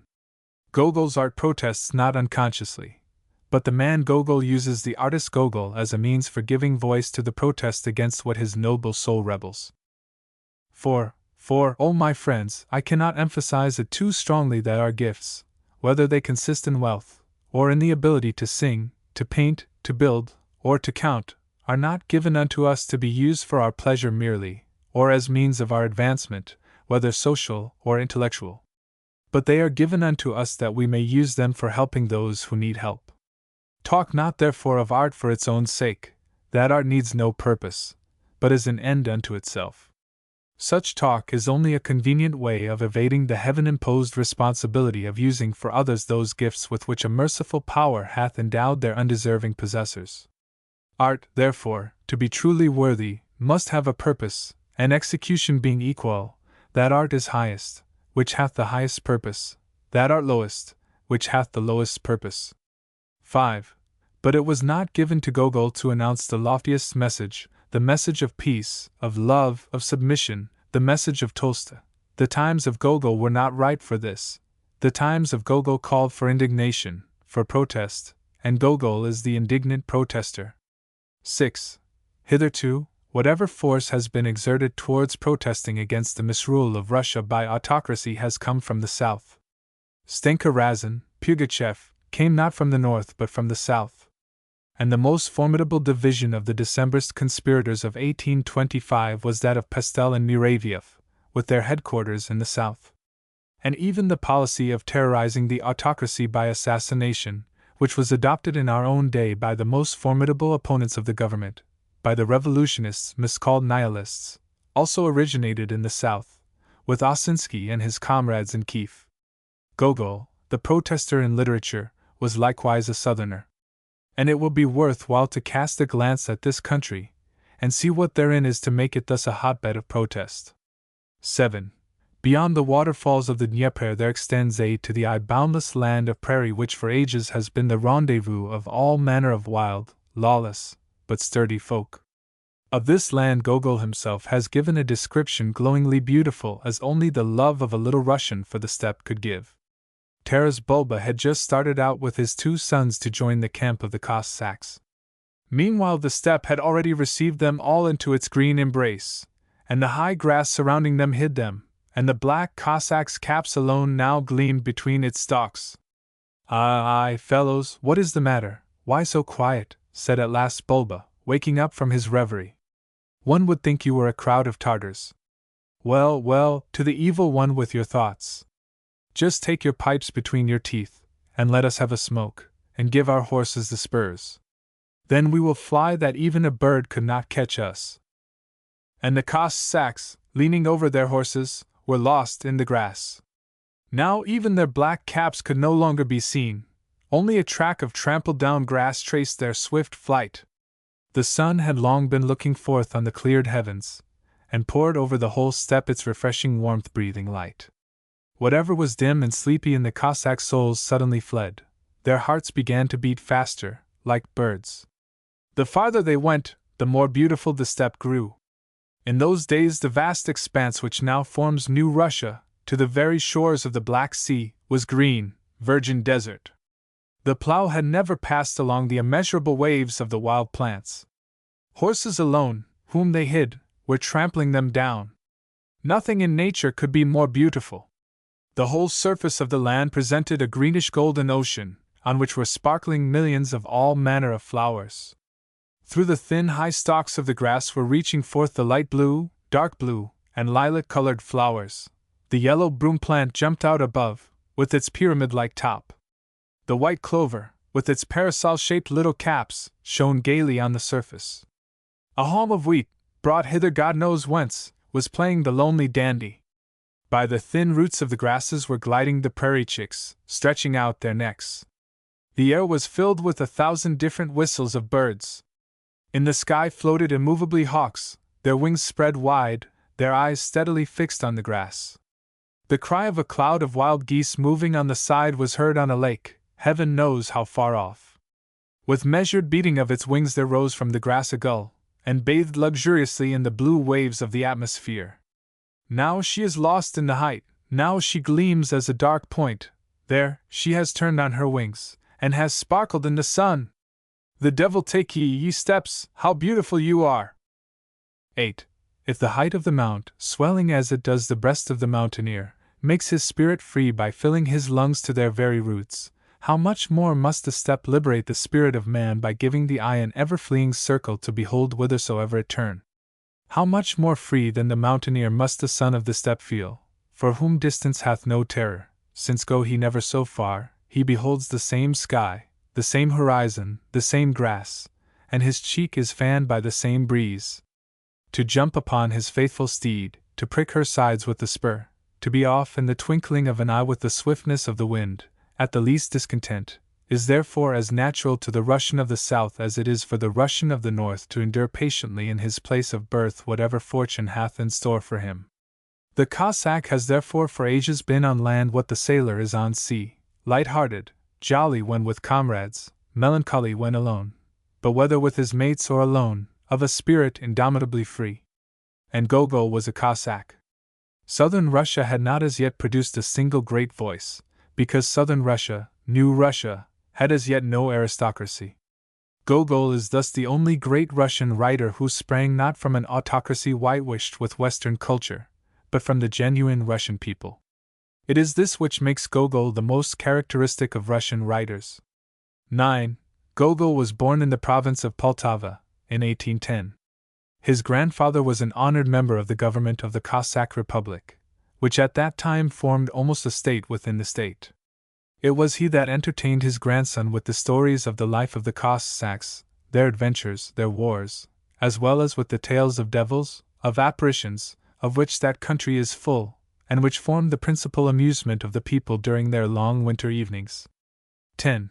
We shall see later that the essential characteristic of Gogol's art was his wonderful power as a teller of a story. This came to him directly from the grandfather through the father. But the father was already a man of a certain degree of culture. He was fond of reading, subscribed to the magazines, loved to entertain, and more than once had even private theatricals at his house. 11. The boy grew up at home till he was 12 years old. But at that age he was sent away to school at Gniezno, with results questionable enough. The only signs of promise he showed were a strong memory and an honest but intense dislike of those studies which are only useful when forgotten. The problem as to the necessity of making children familiar with Timbuktu, Popocatepetl, parallelepipeds, and relative dative and absolute ablative, the boy settled for himself in clear-headed boyish fashion. He hated mathematics, he hated the ancient languages. Accordingly, though he stayed 3 years under the professor of Latin, all he could learn was the first paragraph of a Latin reader which begins with the instructive sentence, Universus mundus in duas distributor partes, from which circumstance poor Gogol was ever after known among his mates under the name of Universus mundus. Teachers and scholars therefore scorned poor Universus mundus, but the boy faithfully kept a book under his desk during recitations, and read most diligently, leaving Universus mundus to run its own course. 12. But if the boy did not lead his fellow pupils in familiarity with Popocatepetl and parallelepiped, he did lead them in intellectual energy and practical life. A voracious reader, a passionate student of Zhukovsky and Pushkin, he founded not only a college review, which he filled mostly with his own contributions, but also a college theater, which furnished entertainment not only to the boys themselves, but even to the citizens of the town. Nor did the boy rest until he saw his efforts towards founding a college library crowned with success. 13. This public spirit, which became in time all-absorbing to him, thus showed itself even in his boyhood. It was not long before the purpose of his life which hitherto manifested itself unconsciously now became the conscious part of his existence, and when in 1828 the boy left the Gniezno Gymnasium, he was already filled with conscious desire to serve God with all his soul and man with all his heart. But as the body on its entrance into life must go through a baptism of water, so the soul on its entrance into life must go through a baptism of fire, and the fire to poor Gogol was scorching enough. Deeply religious towards God, nobly enthusiastic towards men, the boy in his simplicity, innocence, and trustfulness found himself repelled by an unsympathetic and hampered by a misunderstanding world, which instead of encouraging the sympathy-hungry youth, was only too ready to laugh to scorn with its superior wisdom the dreams of the visionary. The home, the province, now becomes too narrow for the rapidly unfolding soul. To St. Petersburg he must go, the capital of talent, of aspiration, of hope, where are published the magazines so eagerly devoured in the days gone by, to the capital, where dwell Zhukovsky and Pushkin. There his talents shall be recognized, and an appreciating world shall receive the newcomer with open arms. The arms of the world do indeed open on his arrival at St. Petersburg, but it is the cold embrace of want, of friendlessness. In St. Petersburg begins for him a struggle for existence which well nigh ruins him forever. Bread is not easily earned. Congenial society does not readily seek him out, and the sympathetic appreciation his starving soul craves is still as far as ever. Inevitable disappointment of hero worship also quickly comes. When he calls at the door of the idolized Pushkin late in the morrow, he is told by the valet that the great man is deigning to be asleep at this late hour. "Ah, your master has been composing some heavenly psalm all night." "Not at all. He has been playing cards till 7 in the morning." And to complete his doom, his tender susceptible heart begins to flutter with right serious adieu at the sight of a dame of high social position who hardly deigns to cast even a glance at the moneyless, ill-clad, clumsy, rustic lad. Sorrows enough for a soul far better equipped for battle with fortune than this poor Cossack lad. Total ruin is now dangerously nigh. And here Gogol becomes high-handed. He must be off, away from the suffocation of disappointment and despair. He must seek new fields. If fortune is not to be found in St. Petersburg, then it shall be sought beyond St. Petersburg, and if not in Russia, then out of Russia. Not him shall sportive fortune flee, not him, the youth of merit, the youth of promise. In the days of yore he had charmed the good folk of Gniezin by his acting from the stage the part of an old woman. Wherefore not conquer fortune as an old woman, if she favor not the young man? In a foreign land he might yet find his goal as an actor, and he decides to exile himself. Of monies there are indeed none.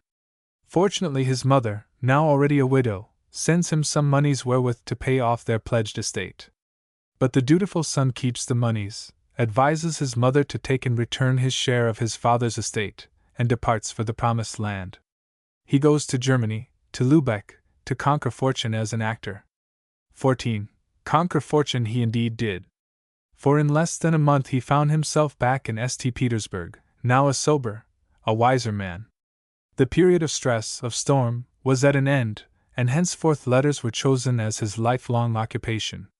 Bread, indeed, has to be earned by all manner of makeshifts, now by serving as a scribe in some dreary government hall, now by reading off mechanically to university students what officially passes as lectures.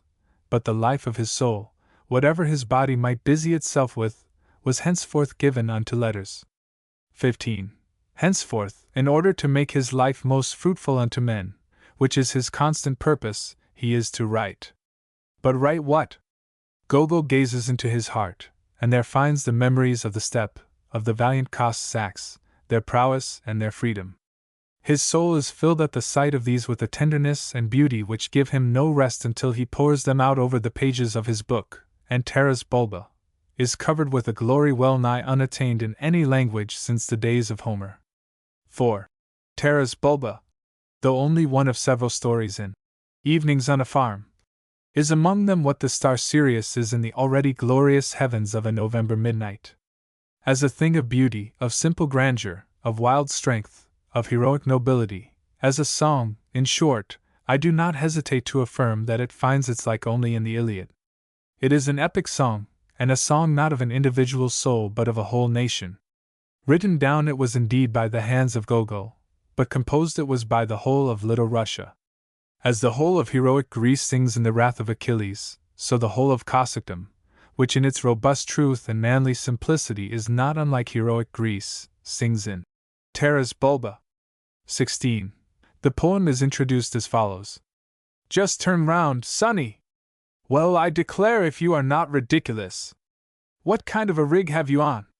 Why, you look like priests! Are they all dressed thus in the academy? With these words old Bulba met his two sons who came home from the Kiev seminary to their father. His sons had just got down from their horses. They were two sturdy fellows, still looking out from under their brows just like fresh seminary graduates. Their strong, healthy faces were covered with the first down, as yet untouched by a razor. They were much embarrassed at such reception by their father, and they stood motionless, with eyes fixed on the ground. Stand still, just let me get a good look at you, he continued, as he turned them about. What long jackets you have on! What a jacket! Who ever heard of such jackets before? Just let one of you take a run, and see whether he would not tumble over, entangled in his coat tails. Don't laugh, father, don't laugh, said at last the eldest. See how touchy he is. And why, pray, shall not I laugh? Because. For even if you are my father, but if you laugh, by God, I will thrash you. Well, well, well, did you ever? Is this the kind of a son you are? How? Your father? Said Taras Bulba, stepping back in surprise. Yes, even if you are my father. An insult I will stand from none. How then do you wish to fight me? Boxing? I don't care, anyway. Well then, let us box, said Bulba, rolling up his sleeves. I would like to see what sort of a boxer you are. And father and son, instead of greeting each other after the long separation, began to give each other blows, now in the sides, now in the ribs, now in the breast, now stepping back and looking about, now coming forward again. Just see, good people, the old fool has become crazy, said the pale, thin, good mother, who was standing on the threshold and had not been able to embrace her darling boys. The children come home after an absence of over a year, and he gets it into his head, God knows what, to box with them. Yes, he fights finely, said Bulba, stopping. Good, by God, he continued, catching a little breath. So, yes, he will make a fine Cossack, even without preliminary trial. Well, welcome, sonny, come kiss me. And father and son began to kiss each other. Good, my son. Thrash everybody as you have given it to me. Don't let him go. But I must insist, yours is a ridiculous rig. What rope is this, dangling down there? 17. Bulba is so pleased with his boys that he decides to take them the very next day to the Sietch, the Republic of the Cossacks, and there initiate them in the wild, glorious service. The mother's grief at the unexpected loss of her boys, as well as the parting itself, is thus described by Gogol. Night had just enclosed the sky in its embrace, but Bulba always retired early. He spread himself out on the mat and covered himself with the sheepskin, for the night air was quite fresh, and Bulba, moreover, was fonder of warmth when at home. He soon began to snore, and it was not long before the entire household did the like. Whatever lay in the various corners of the court began to snore and to whiz. Before everybody else fell asleep the watchman, for in honor of the return of the young Cossacks he had drunk more than the rest. The poor mother alone was awake. She nestled herself close to the heads of her dear boys, who were lying side by side. She combed their young, carelessly bunched-up locks, and moistened them with her tears. She gazed upon them with all her eyes, with all her feelings. She was transformed into nothing but sight, and yet she could not look enough at them. She had fed them from her own breast. She had raised them, had fondled them, and now she sees them again only for a moment. My boys, my darling boys, what is to become of ye, what is in store for ye? She spake, and the tears halted on her wrinkles, which had changed her once handsome face. In truth, she was to be pitied, as every woman of that rough age was to be pitied. Only a moment had she lived in love, only in the first fever of passion, in the first fever of youth, and already her rough charmer had forsaken her for the sword, for his companions, for the wild excitement of war. During the year she saw her husband perhaps 2, 3 times, and then again for some years there was not even a trace of him. And when they did come together, when they did live together, what sort of life was hers? She suffered insult, even blows. She received her fondlings as a kind of alms. She felt herself a strange creature in this assemblage of wifeless knights, to whom the loose life of the Cossacks had given a coloring sombre enough. Youth flashed by her joylessly, and her beautiful fresh cheeks and fingers had withered away without kisses, and were covered with premature wrinkles. All her love, all her tenderness, whatever was soft and passionate in woman, was merged in her into the one feeling of a mother. With heat, with passion, with tears, like a gull of the steppe, she was circling about her babes. Her boys, her darling boys, are to be taken from her never to be seen again. Who knows, perhaps at the very first battle the Tartars shall cut off their heads, and she shall not know where their castaway bodies are lying to be pecked in pieces by the bird of prey, while for every drop of their blood she would have given up her whole life. Groaning, she looked into their eyes, when almighty sleep began to close them, and she thought to herself, perhaps Bulba will change his mind when he wakes, and put off the departure for a day or two. Perhaps he has decided to go off so soon because he had taken a little too much. The moon had for some time been shining from the high heavens upon the whole court, its sleeping folk, the thick clump of willows and the high wild oats in which was drowned the fence surrounding the court.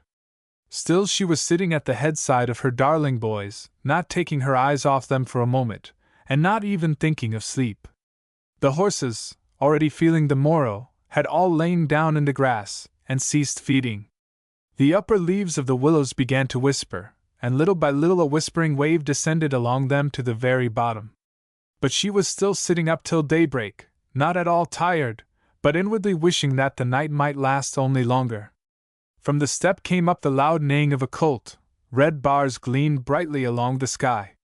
When the mother saw that at last her sons also were now seated on their horses, she rushed to the youngest, in whose features there seemed to be more of a certain tenderness, seized his spur, clung to his saddle, and with despair in her eyes she held fast to him. 2 robust Cossacks took gently hold of her and carried her into the house. But when they rode out beyond the gates, with the lightness of a wild stag, incompatible with her years, she ran out beyond the gates, and with incomprehensible strength she stopped the horse and embraced one of her sons with a kind of crazy, feelingless feverishness. Again she was carried off. The young Cossacks rode in silence, and held back their tears in fear of their father, who, however, was for his part not wholly at ease, though he tried not to betray himself. The sky was grey, the green was sparkling with a glare, the birds were singing as if in discord. The Cossacks, after riding some distance, looked back. Their farmhouse seemed to have gone down into the ground. Above ground were seen only the 2 chimneys of their modest house, and the tops of the trees, along whose branches they had been leaping like squirrels in their childhood. There still was stretched before them that prairie which held for them the whole history of their life, from the years when they made somersaults on its thick grass, to the years when they would await there the black-browed Cossack dame as she was tripping swiftly along with her fresh light step. Now they see only the pole over the well, and the cartwheel, tied to its top, alone sticks out on the sky.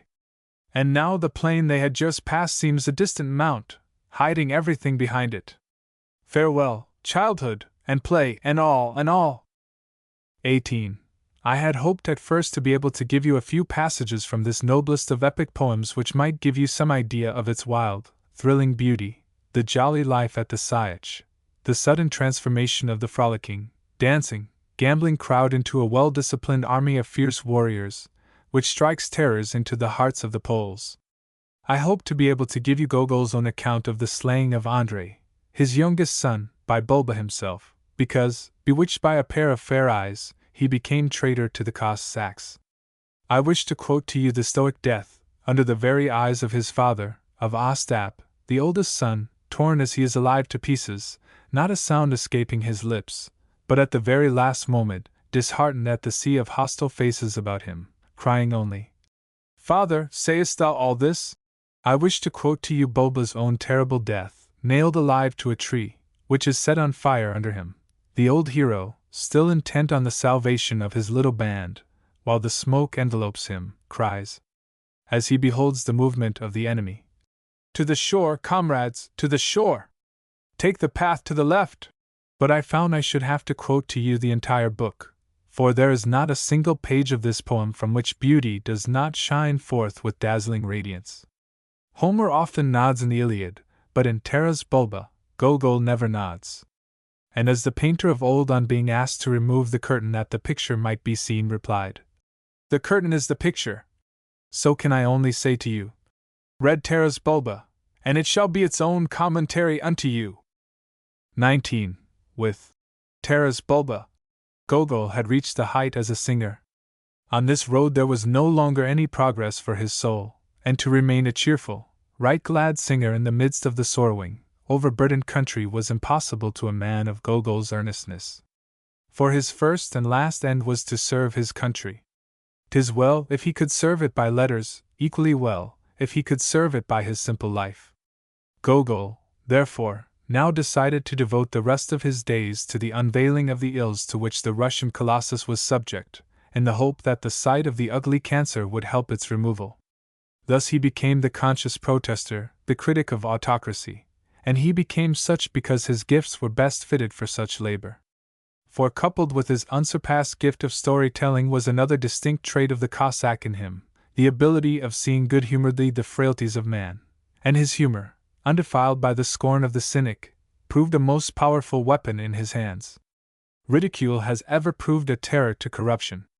But in the hands of Gogol this ridicule became a weapon all the more powerful because it took the shape of impersonal humor where the indignation of the author was kept out of sight, so that even stern Nicholas himself, the indirect source of the very corruption satirized in The Reviser, could laugh, while a listener to the play, until the tears ran down his cheeks and his sides ached. The corruption of provincial officials, which is the natural sore following all autocratic blood poisoning, found merciless treatment at the hands of Gogol in his comedy, The Reviser. Its plot is briefly as follows. 20. The mayor of a small city receives suddenly the news that a reviser, a secret examiner, is on the way from the capital to investigate his administration. Quickly he assembles all the worthies of the town, the director of schools, of prisons, of hospitals, all of whom have but two guilty consciences, and they all decide on measures of escape from his wrath. They march in file to the hotel where the supposed reviser lodges. There for some days had been dwelling a young penniless good-for-nothing whom the officials mistake for the dreaded reviser. The young man is surprised, but soon accepts the situation, and plays his part admirably. Presents and bribes are sent him from all sides. He borrows money right and left, makes love to the mayor's wife as well as to his daughter, and finally engages to marry the daughter. The mayor is happy and honored as never before, and relying upon the protection of the reviser outrages the community now more than ever. At last the pseudo-reviser departs with all the gifts and loans, and in a few days the real reviser actually arrives, to the astonishment and dismay of the officials, who till now had felt secure in their misdeeds. 21. The Reviser is indeed a great comedy, the equal of Griboidov's Misfortune from Brains. As a comedy it is therefore the inferior of none, either of Terence, nor of Molière. But as a work of art it cannot rank as high as Taras Bulba, because no comedy can ever be as great a thing of beauty as an epic poem. What rouses laughter cannot rank as high as what rouses tender emotion. Moreover, with the passing away of the generation familiar with the corruption it satirizes, the comedy often becomes unintelligible save to scholars. Hence the utter valuelessness to us of today of the comedies of Aristophanes as works of wit. Their only value today is as fragmentary records of Greek manners. The comedy is thus written not for all times, but only for a time, while Taras Bulba, though generations come and generations go, will ever appeal unto men as a thing of imperishable beauty. But while The Reviser is below Taras Bulba as a work of art, it is far above it as a work of purpose, and has accordingly accomplished a greater result. For Taras Bulba can only give pleasure, though it be read for thousands of years after The Reviser has been forgotten. It will indeed give a noble pleasure, at which the soul need not blush, still it is only a pleasure. But The Reviser has helped to abolish corruption, has fought the evil one, has therefore done work which, transient though it be, must be done to bring about the one result which alone is permanent, the kingdom of heaven upon earth, the kingdom of truth, the kingdom of love, the kingdom of worship. And whatever helps towards the establishment of that on earth must be of a higher rank than what only gives pleasure unto the soul. 22. The success of The Reviser spurred the young Gogol on to further effort, and he now resolved to give utterance to protest against another crying wrong of Russian life, which in its consequences was far more disastrous to the country than official corruption. Gogol now undertook to lay bare the ills of serfdom. His soul had long since been searching for its activity a field as wide as life itself. With Gogol, as with all lofty souls before they find their truest self, aspiration ever soared above execution. Now, however, the time had arrived when his gifts could execute whatever his soul conceived, and his mighty spirit at last found fitting expression in Dead Souls. Accordingly, Dead Souls is not so much a story of an event or of a passion, as a panorama of the whole country. In his search for dead souls, Chichikov has to travel through the length and breadth of the land, through village and through town, through sunshine and through storm, by day and by night, through the paved imperial post road as well as through the forsaken cross lane. This enables Gogol to place before the reader not only the governor of the province, the judge, and the rich landowner, the possessor of hundreds of souls, but also the poverty-stricken, well-nigh ruined landowner, not only the splendor of the city, but also the squalor of the hamlet, not only the luxury of an invited guest, but also the niggardliness of the hotel boarder. Dead Souls is thus a painting in literature, what Kaulbach's era of the Reformation is in history. And the originality of the execution lies in the arrangement which presents Russia in a view unseen as yet even by Pushkin, who knew his country but too well. Gogol may be said to have discovered Russia for the Russian, as Haxthausen discovered it for the West, and as de Tocqueville discovered America for the Americans. "Great God!" exclaimed Pushkin on reading Dead Souls, "I had no idea Russia was such a dark country." And this is the characteristic of this among the greatest of paintings of Russian life, the faithful gloom which overhangs the horizon. In spite of its humor, the impression left on the mind by Dead Souls is that of the sky during an equinoctial storm, and on closing the book, in spite of your laughter, you feel as if you had just returned from a funeral. The work is conceived in humor, designed to rouse laughter, but it is laughter which shines through tears. It is the laughter of a soul which can no longer weep outwardly, but inwardly. It is the same laughter which Lessing indulged in when his wife and child were snatched from him both at once. For 6 long weary years he had battled with poverty, disappointment, and despair, to reach at last enjoy the goal of his life. He weds at last his beloved dame, and lo, the close of the first year of his paradise finds mother and babe lying side by side, lifeless. Lessing laughs. He writes to a friend, "The poor little fellow hath early discovered the sorrows of this earth, so he quickly hied himself hence, and lest he be lonely, took his mother along." There is laughter here, indeed, but the soul here laughs with a bleeding, torn, agonized heart. It is the same laughter which was roused among the disciples of Christ when they heard their master utter the grim joke, "Verily, it is easier for a camel to go through the eye of the needle than for a rich man to enter the kingdom of heaven." Such laughter is Gogol's in Dead Souls. Gogol had now learned to comprehend the words of his friend Ivanov. Christ never laughed. 23. I dwell on this phase of Gogol's laughter, because Gogol in his Dead Souls unconsciously recognized that behind everything laughable there is at bottom not a comedy but a tragedy, that at bottom it is the cold head only which laughs, and not the warm heart. Think, and thou shalt laugh, feel, and thou shalt weep. Judgment laughs, sympathy weeps. Sin, wickedness, oh my friends, is not a thing to laugh at, but a thing to weep at, and your English humorists have not yet learned, when they must laugh at vice and sin, to laugh at it with a heart full of woe. Swift is steeped in vinegar. Fielding's humor is oiled and sugar-coated. Dickens can never laugh unless with convulsive explosion. Thackeray sneers, and George Eliot is almost malicious with her humor, and the only man in English literature who is sick at heart while he laughs is not even counted among the humorists, Carlyle. In English literature the laughter of Cervantes in Don Quixote is unknown, but the humor of Cervantes is nearest that of Gogol.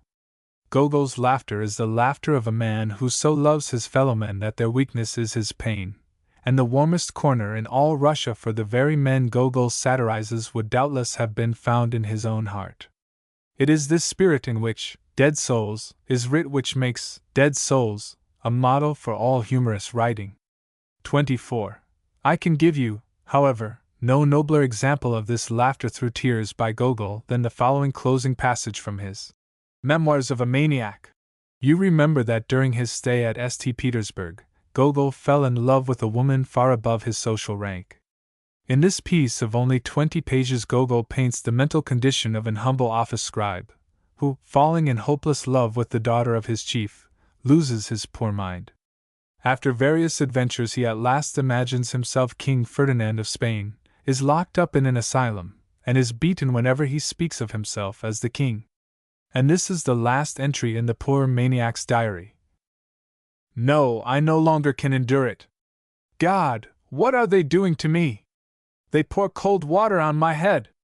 They neither mind me, nor do they see me, nor do they hear me. What have I done to them? What do they wish of poor me? What can I give them? I have nothing. I have no more strength. I no longer can endure all their torment. My head is afire, and all around me is in a whirl. Save me! Take me! Give me a span of horses swift as the wind! Get up, driver, ring, little bell, off ye horses, and carry me off from this world! Away, away, that I see nothing more, nothing! Ha!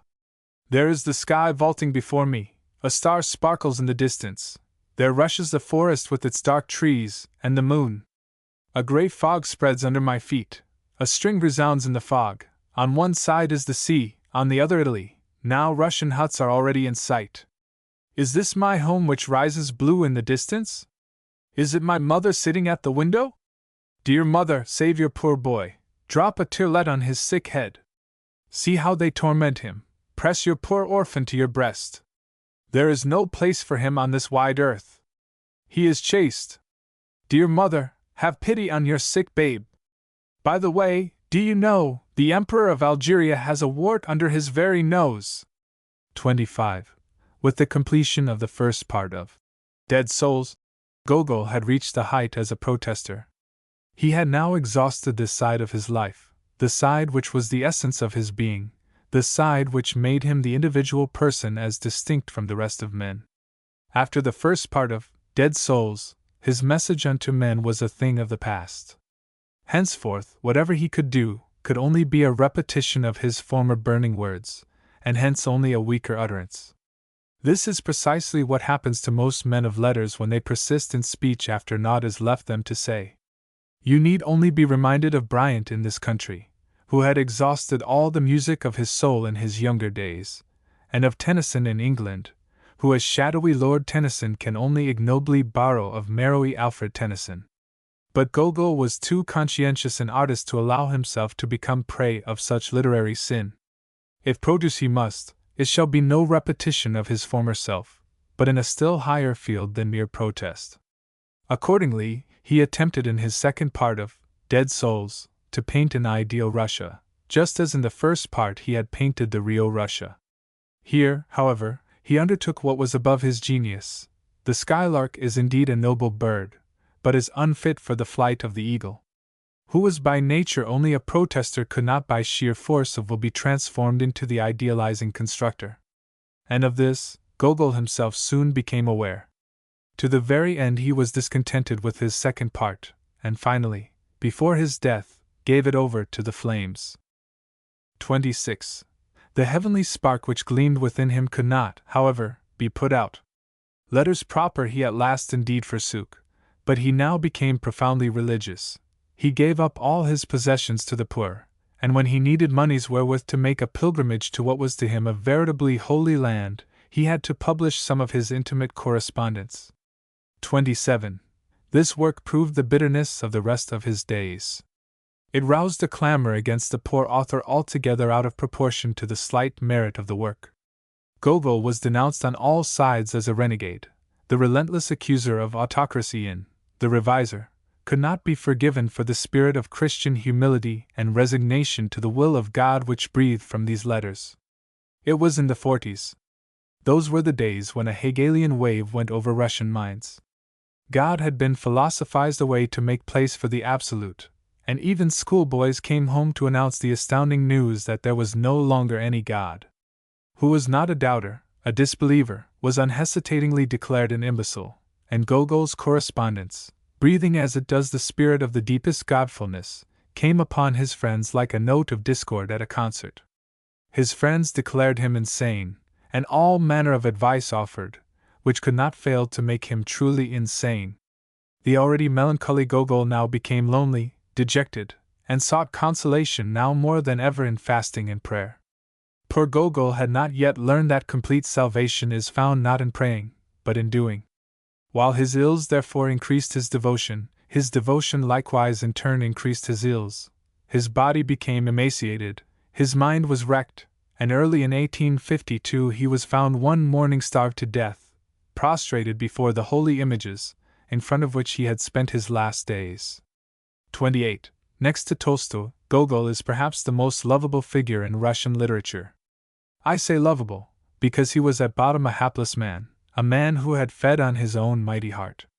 There is a Carlylesqueness about his woe that makes his life immeasurably pitiful. Pushkin's sorrow one finds it difficult to lament deeply, since it was mostly of his own making, but Gogol's was the sorrowful lot of all heaven-aspiring souls who have not yet attained the last, safest haven of rest in God, that haven from which the soul no longer cries in agony of spirit, my God, why hast thou forsaken me? But rather, Father, thou knowest wherefore all this is, thy will be done. His soul in its loneliness and restlessness knew nor sympathy nor appreciation of what was to him his deepest life, and this the loving soul ever craves most hungeringly. When the great soul had departed, gone irrevocably, men readily enough recognized that the light of Israel had gone out. But the recognition came too late, the love came when it could no longer heal his wounded spirit. 29. My friends, Taras Bulba will thrill your soul with inexpressible beauty. Gogol's Revisor will amuse you.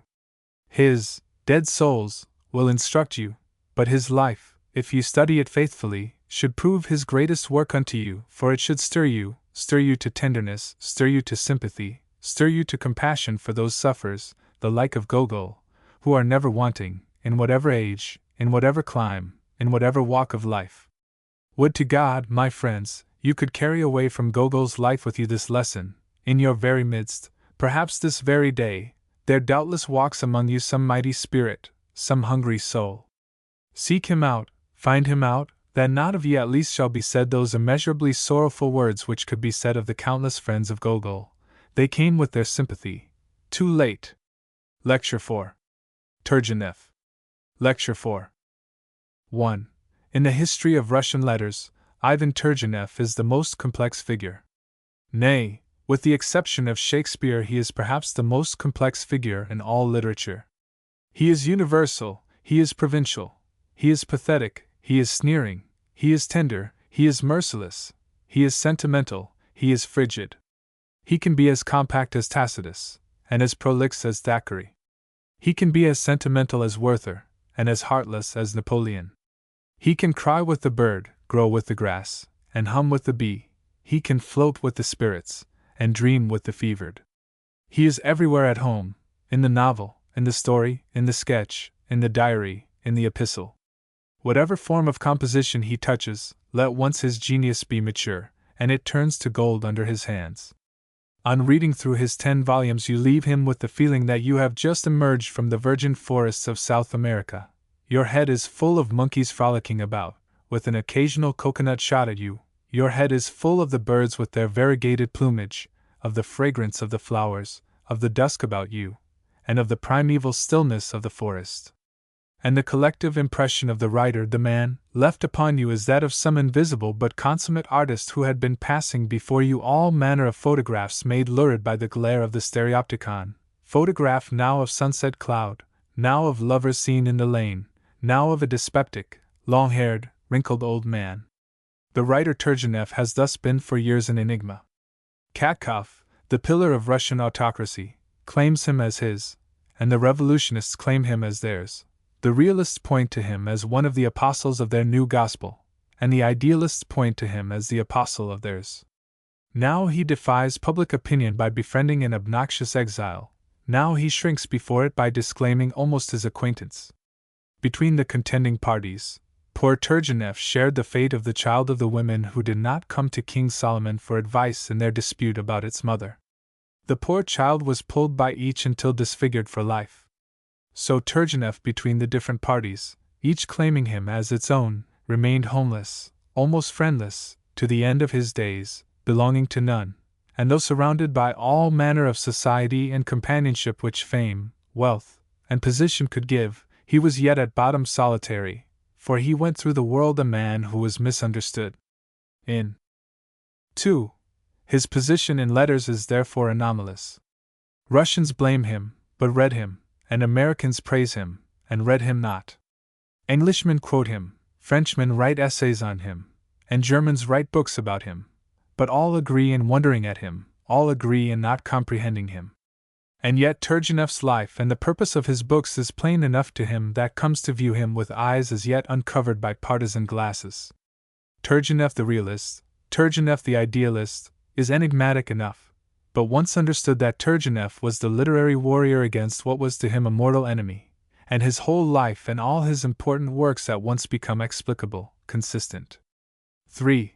For man is something more than the mere sum of his abilities. Behind all the forces of the man, whether of body or of mind, there stands the soul, which uses them for purposes of its own, be they for better or for worse.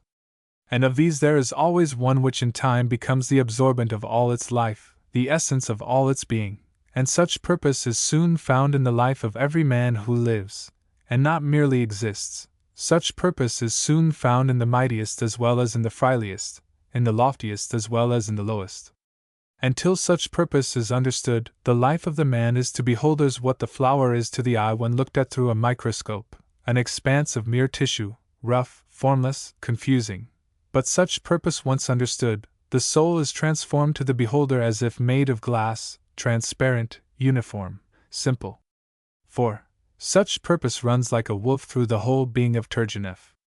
He is a hunter, he is a clubman, he is a philanthropist, he is an artist, but he is first of all a warrior, because he is first of all a lover of his country, and a hater of what oppresses it. He does indeed much else besides fighting for the emancipation of the land of his birth, but he does it in the same spirit in which sensible folk go to dinners not for the sake of eating, to receptions not for the sake of being received, and wear kid gloves in summer not for the sake of keeping the hands warm. These things, meaningless in themselves, are only incidentals in the life of the spirit, which alone can be said to have any meaning. 5. Turgenef, then, is the fighter. This accounts for what is otherwise a strange phenomenon in Turgenef's art. In his Memoirs of a Sportsman, in which he first aimed his blows consciously against serfdom, his muse busies itself not with life normal, but with life abnormal, not with everyday characters, but with such as are seen rarely, not with frequented places, but with unfrequented places. The Memoirs of a Sportsman is a collection of sketches which form a sort of variety museum of all manner of bizarre and even grotesque figures. Critics naturally marveled at this, and as in the days of old, men explained the effects of morphine by saying that it contained the soporific principle, and the action of the pump by nature's abhorring a vacuum, so critics explained this fact, so strange in the healthy, clear-eyed, measure-loving Turgenef, by saying that he had a natural fondness for the fantastic and the strange. In truth, however, the choice of his subjects was part of his very art as a warrior. He wished to strike, to rouse, and here the extraordinary is ever more effective than the ordinary. It was the same design which made the otherwise generous, tender Wendell Phillips adopt a personal mode of warfare in his struggle against slavery with a bitterness almost Mephistophelian. And the same purpose made Turgenef, against the dictates of his muse, choose strange characters for his sketches. Both Phillips and Turgenef here sacrificed their feelings to their cause, the one sacrificed to his purpose even his love for his fellowmen, the other, even his love for his art. 6. One other strange fact in the art of Turgenef is explained by this fighting essence of his being.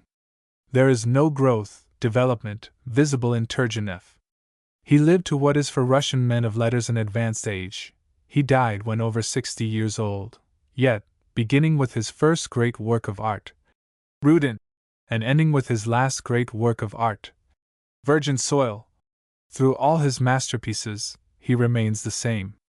His 6 great novels, Rudin, A Nest of Noblemen, On the Eve, Fathers and Sons Smoke, and Virgin Soil, form indeed an ascending scale, but not as works of art.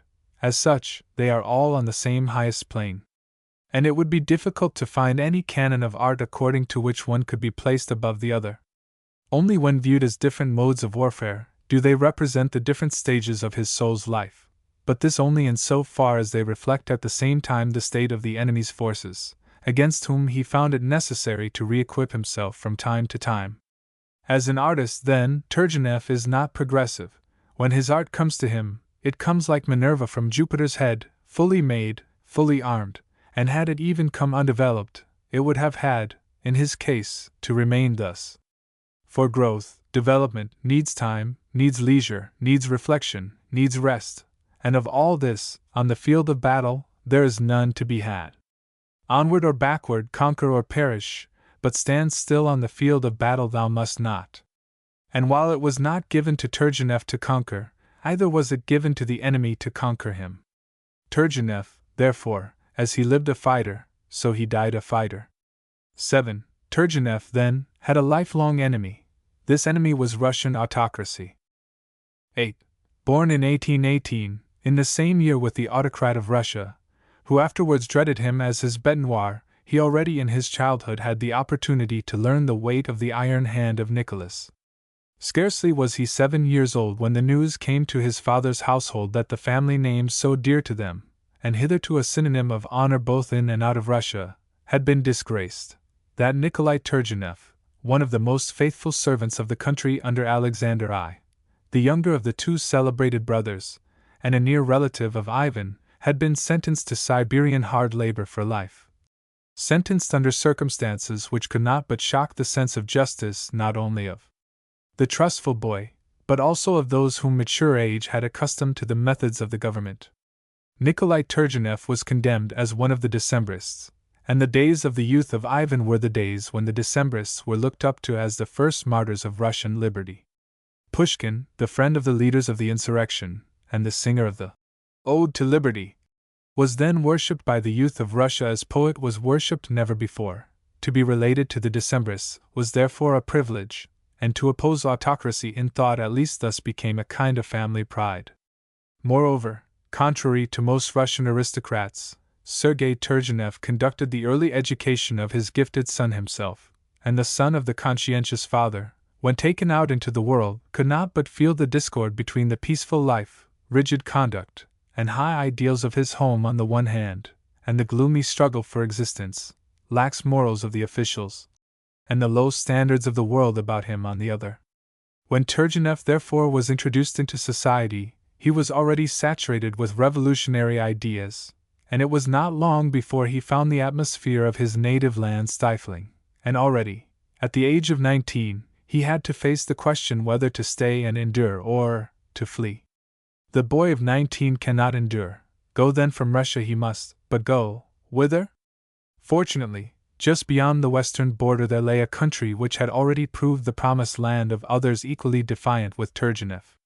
Germany already harbored Stankovic, Granovsky, Katkov, and Bakunin. The youth of Russia of those days had metaphorically cried to the Germans what 1,000 years before them the Slavs had cried literally to the Varangians. Our land is wide, and overflowing with abundance, but of order in it there is none. Come ye, therefore, and rule over us, and restore order among us. Germany thus became the land of milk and honey for the Russians hungry in spirit. Whatever had any ambition looked to a visit to Germany with the same longing with which a Mohammedan looks to the shrines of Mecca. 9. Berlin was the first halting station of the pilgrims.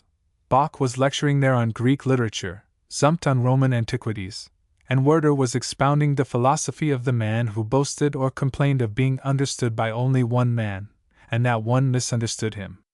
To these masters in the education of hair-splitting flocked almost all who became celebrated afterwards in Russia's public life, and even the government was sending students to Berlin at public expense.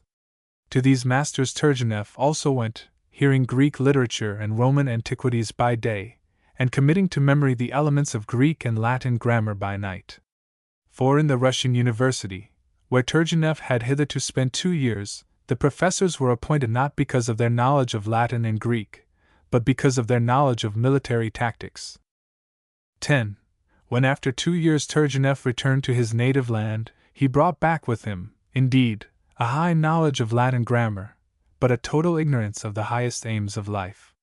He brought back with him a religious skepticism, and a metaphysical pessimism, which colored henceforth his whole life, and therefore his artistic works. For those were the days when men yet believed that the great problems of the soul and its relation to the gods and to men could be solved not so much by living and by doing, as by disputing and by talking.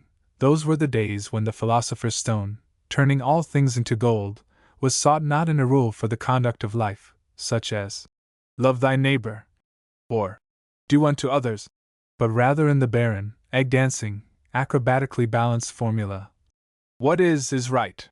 Those were the days when Hegel was supreme in philosophy because of his obscurity, as Browning is now supreme in poetry because of his. The shriveled, evaporated, dead grain of wheat was prized all the more because it had been searched out with painful toil from the heap of chaff. By their fruits ye shall know them. The fruit of the deep study of Browning is an intimate knowledge of the use of English particles, and the fruit of the devoted study of Hegel was an intimate knowledge of metaphysical verbiage, being, substance, essence, and absolute. But of life-giving nourishment there was none to be had. The barrenness of all this, Turgenef indeed soon did perceive, but when the disenchantment came, his blood was already poisoned, his very being was eaten into by doubt, and almost to the very end of his days Turgenef remained a fatalistic skeptic, a godless pessimist. Not till his old age did he espy the promised land. It was only when he witnessed with his own eyes the boundless self-sacrifice of the revolutionists, when the old man was moved by the heroism of the young Sophie Bardine even to the kissing of the very sheet upon which the girl's burning words to her judges were printed, then, indeed, he regained his faith. He now hoped for his country, and stood even ready to become the head of the revolutionary movement in Russia. But for his artistic career all this came too late. In fact, his faith in God he never regained, though his hope for man did come back at last in his old age with the glow of his younger days. 11. This fundamental philosophic skepticism which had poisoned Turgenef's mind throughout the best years of his life accounts for a striking change which in time took place in the method of his art. Hitherto his art had been photographic of individuals. His Memoirs of a Sportsman is a gallery, not of ideals, not of types, but of actual men, a gallery put on exhibition for the same end for which the rogues' gallery is exposed at the police headquarters. It is a means towards the welfare of the country. But after that book, when the skepticism had become part of his being, his method changes. For he now becomes convinced that the misrule of Russia is not so much due to the government as to the people themselves, that existence is in itself evil, that salvation, therefore, if it can come at all, must come not from without, but from within, that reform, therefore, was needed not so much for the institution, as for the men themselves. And to him men are diseased. He no longer therefore paints individual men, but henceforth he paints types, just as the physician first studies the disease not as affecting this patient or that, but as likely to affect all men, every man. 12. For much of this skepticism before life and irreverence before God Turgenev had to thank the paternal government of his fatherland. There are indeed those to whom sorrow comes like a messenger from the skies above, and lifts them heavenward on its wings. Turgenev, alas, was not one of these. His was one of those souls whom sorrow deprives not only of the joys of the present, but also of the hopes of the future, and the government saw to it that of sorrows poor Turgenev have enough. Homelessness is an affliction to all sons of Adam, but to none is the sorrow of exile so intense as to the Russian. And to exile Turgenev was soon driven. Hid under glowing pictures of nature and fascinating figures of men, the real meaning of the Memoirs of a Sportsman, while they appeared in detached sketches, eluded readily enough the Argus-eyed censor. But when these sketches were gathered into a living book, then whatever had eye could behold, and whatever had ear could hear, their heavenly message. The book therefore creates a sensation, the censor is astir, hurried consultation takes place, His Majesty himself is roused. But all this too late. The living book can no longer be strangled. The government saw that the monster was hydra-headed, and resolved to let it alone rather than by cutting one of its heads to rouse 20 in its stead. The book then was spared, but the writer was henceforth doomed, and the occasion for the final blow is soon enough at hand. The great Gogol had at last departed. The enthusiastic Turgenev writes a letter about the dead master, and calls him a great man. In my land only he is great with whom I speak, and only while I am speaking with him, had said Paul the Father, and Nicholas proved a worthy son. In Russia there shall be no great men, saith the Tsar, and Turgenev is arrested. High-stationed dame indeed intercedes for the gifted culprit. But remember, madam, she is told, he called Gogol a great man. Ah, high station protectress replies, I knew not that he committed that crime. Which crime, accordingly, Turgenef expiates with 1 month's imprisonment in the dungeon, and 2 years' banishment to his estates. Only when the heir to the throne himself appeased his enraged sire was Turgenef allowed to go in peace. Once master over himself again, Turgenef hesitated no longer. He loved, indeed, his country much, but he loved freedom more, and like a bird fresh from the cage away flew Turgenef beyond the sea. The migrating bird returns, indeed, in the spring, but for Turgenef there was no longer any spring on Russian soil, and once abroad, he became an exile for life. 13. I have said that the heroes of his 6 great novels are not photographs, but types. I venture to say that neither Turgenev himself nor any other Russian ever knew a Bazarov, a Paul Kirsanov, a Rudin, a Nezdanov. But as in the generic image of Francis Galton the traits of all the individuals are found whose faces entered into the production of the image, so in the traits of Turgenev's types every one can recognize someone of his acquaintance. And such is the life which the master breathes into his creations, that they become not only possible to the reader, but they actually gain flesh and blood in his very presence. 14. And of these types, Turgenev, in harmony with the advance of his own warfare, has furnished a progressive series. Accordingly, the earliest depicted under the impression of profound despair is the type of the superfluous man, the man who not only does nothing, but can do nothing, struggle he never so hard.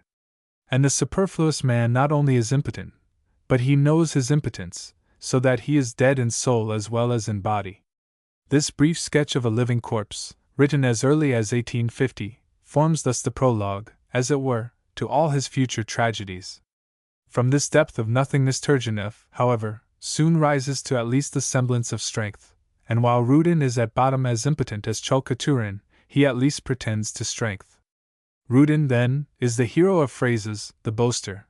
He promises marvels, he charms, he captivates. But it all ends in words, and Rudin perishes as needlessly as he lived needlessly. In Fathers and Sons, however, Bazarov is no longer a talker. He already rises to indignation and rebellion. He lives out his spirit, and stubbornly resists society, religion, institutions. From Bazarov Turgenev ascends still higher to Nezdanov in Virgin Soil, whose aggressive attitude is already unmistakable. Nezdanov no longer indulges in tirades against government, but he glumly organizes the revolutionary forces for actual battle. Lastly, Turgenev arrives at the highest type of the warrior, at Sofia Perovskaya, and this his last type he paints in brief epilogue, just as his first type he had painted in brief prologue. What this his last type meant to Turgenev is best seen from the short prose poem itself. The Threshold. I see a huge building. In its front wall a narrow door opens wide. Behind the door gloomy darkness. At the high threshold stands a girl, a Russian girl. I see. Frost waves from that impenetrable darkness, and with the icy breeze comes forth from the depth of the building a slow, hollow voice. O thou, eager to step across this threshold, knowest thou what awaits thee? I know, answers the girl. Cold, hunger, hatred, ridicule, scorn, insolence, prison, illness, death itself. I know it. Complete isolation, loneliness. I know it. But I am ready. I shall endure all the sorrows, all the blows. Not only at the hands of your enemies, but also at the hands of your family and friends. Yes, even at the hands of these. 'Tis well. Are you ready for the sacrifice? Yes. For nameless sacrifice? Thou shalt perish, and not one even shall know whose memory to honor. I need no gratitude nor pity, I need no name. And art thou ready even for crime? The girl dropped her head. Yes, even for crime am I ready. The voice renewed not its questionings forthwith. Knowest thou, spake the voice for the last time, that thou mayest be disenchanted in thy ideals, that thou yet mayest come to see that thou wert misguided, and that thy young life has been wasted in vain? This also I know, and yet I am ready to enter. Enter then. The girl stepped over the threshold, and the heavy curtain dropped behind her. Fool! someone muttered behind her. Saint! Came from somewhere in reply. 15. These, then, were the two leading traits of this man Turgenef. He had the fighting temperament of the warrior in his heart, and the doubting temperament of the philosopher in his head. To the first he owed the choice of his road, to the second, the manner of traversing it. His 6 great works of art are all tragedies. Rudin dies a needless death on a barricade. Insarov dies before he even reaches the land he is to liberate. Bazarov dies from accidental blood poisoning, and Nezdanov dies by his own hand. Here again critics are at hand with an explanation which does not explain. Turgenev, the artist, the poet, the creator, does not know, they say, how to dispose of his heroes at the end of his stories, and he therefore kills them off. The truth, however, is that the skeptic, pessimistic Turgenev could not, as an artist faithful to his belief, do aught else with his heroes than to let them perish. For to him cruel fate, merciless destiny, was not mere figure of speech, but reality of realities. To Turgenev, life was at bottom a tragedy, and whatever the auspices under which he sent forth his heroes, he felt that sooner or later they must become victims of blind fate, brute force, of the relentlessly grinding, crushing mill of the gods. 16. I have thus attempted to give you an interpretation of Turgenev which perhaps explains not only his life but also the peculiar direction of his works, not only the vices of his intellect, but also the virtues of his art. 17. For the first great virtue of Turgenev's art is his matchless sense of form, as of a builder, a constructor, an architect. As works of architecture, of design, with porch and balcony, and central body, and roof, all in harmonious proportion, his 6 novels are unapproachable. There is a perfection of form in them which puts to shame the hopelessly groping attempts at beauty of harmonious form of even the greatest of English men of letters. As a work of architecture, for instance, Virgin Soil bears the same relation to the mill on the Floss that the Capitol at Washington bears to the Capitol at Albany. The one is a rounded out thing of beauty, the other an angular monstrosity. Walter Scott in England, and Mr. Howells in America, are the only English writers of fiction who possess that sense of form which makes Turgenev's art consummate. Unfortunately, Walter Scott has long since been discarded as a literary model, and Mr. Howells is not yet even accepted. 18. And the second great virtue of Turgenev's art is the skill with which he contrives to tell the most with the least number of words, the skill with which he contrives to produce the greatest effect with the least expenditure of force. There is a compactness in his stories which I can only describe as Emersonian. Of his 6 great novels, only one has as many as 300 pages. Of the other 5, not one has over 200. Turgenev's art is thus in striking contrast with that required by the English standard of 3 volumes for every novel. For what is to English and American society the greatest of social virtues was to Turgenev the greatest of artistic vices. As an artist, Turgenev detested above all cleverness, that accomplishment which possesses to perfection the art of smuggling in a whole carload of chaff under the blinding glare of a single phosphorescent thalet, that cleverness which, like all phosphorescent glows, can only change into a sickly paleness at the slightest approach of God's true sunlight, of the soul's true force. Of this virtue of compactness his works offer examples on almost every page, but nowhere are its flowers strewn in such abundance as in his Diary of a Superfluous Man. 19. This work, though only covering some 60 pages, written as it was at the age of 32, when Turgenev stood as yet at the threshold of his artistic career, is in fact, as it were, an epitome of all Turgenev's forces as an artist. While in power of impression it is the peer of Tolstoy's Ivan Ilyich, with which it has a striking family resemblance, it surpasses Tolstoy's sketch in the wealth of delicately shaded gems of workmanship, which glow throughout the worklet. 1. In the small provincial town, for instance, the lion from St. Petersburg, Prince N, captures the hearts of all. A ball is given in his honor, and the prince, says Turgenev, was encircled by the host, yes, encircled as England is encircled by the sea. My ball-giving, my lion-hunting friend, thou knowest the singular felicity of that one word here, encircled. 2. The superfluous man's beloved is at last seduced by the lionized prince, and she becomes the talk of the town. A good-natured lieutenant, now first introduced by Turgenef, calls on the wretched man to console him, and the unhappy lover writes in his diary, "I feared lest he should mention Liza. But my good lieutenant was not a gossip, and moreover, he despised all women, calling them, God knows why, salad." This is all the description Turgenef devotes to this lieutenant, but this making him despise women under the appellation of half-sour, half-sweet conglomerate of egg and vegetable salad, describes the lieutenant in 2 lines more faithfully than pages of scientific, realistic photography. 3. Before the ruin of poor Liza becomes known, and while the prince, her seducer, is still on the height of lionization, he is challenged to a duel by Liza's faithful lover. The superfluous man wounds the prince's cheek. The prince, who deems his rival unworthy of even a shot, retaliates by firing into the air. Superfluous man is of course crushed, annihilated, and he describes his feelings thus. Evidently this man was bound to crush me. With this magnanimity of his he slammed me in, just as the lid of the coffin is slammed down over the corpse. For you think then that the sufferings of the despairing lover as he sees his beloved going to ruin, into the arms of the seducer, are indescribable? But not to Turgenef. Says again the superfluous man in his diary, "When our sorrows reach a phase in which they force our whole inside to quake and to squeak like an overloaded cart, then they cease to be ridiculous." Verily, only those who have been shaken to the very depths of their being can understand the marvelous fidelity of this image, the soul quaking and squeaking like an overloaded cart, all the more faithful because of its very homeliness. Do not wonder, therefore, when the last, intensest grief, the consciousness of being crushed by his rival, finds in his diary the following expression, 5.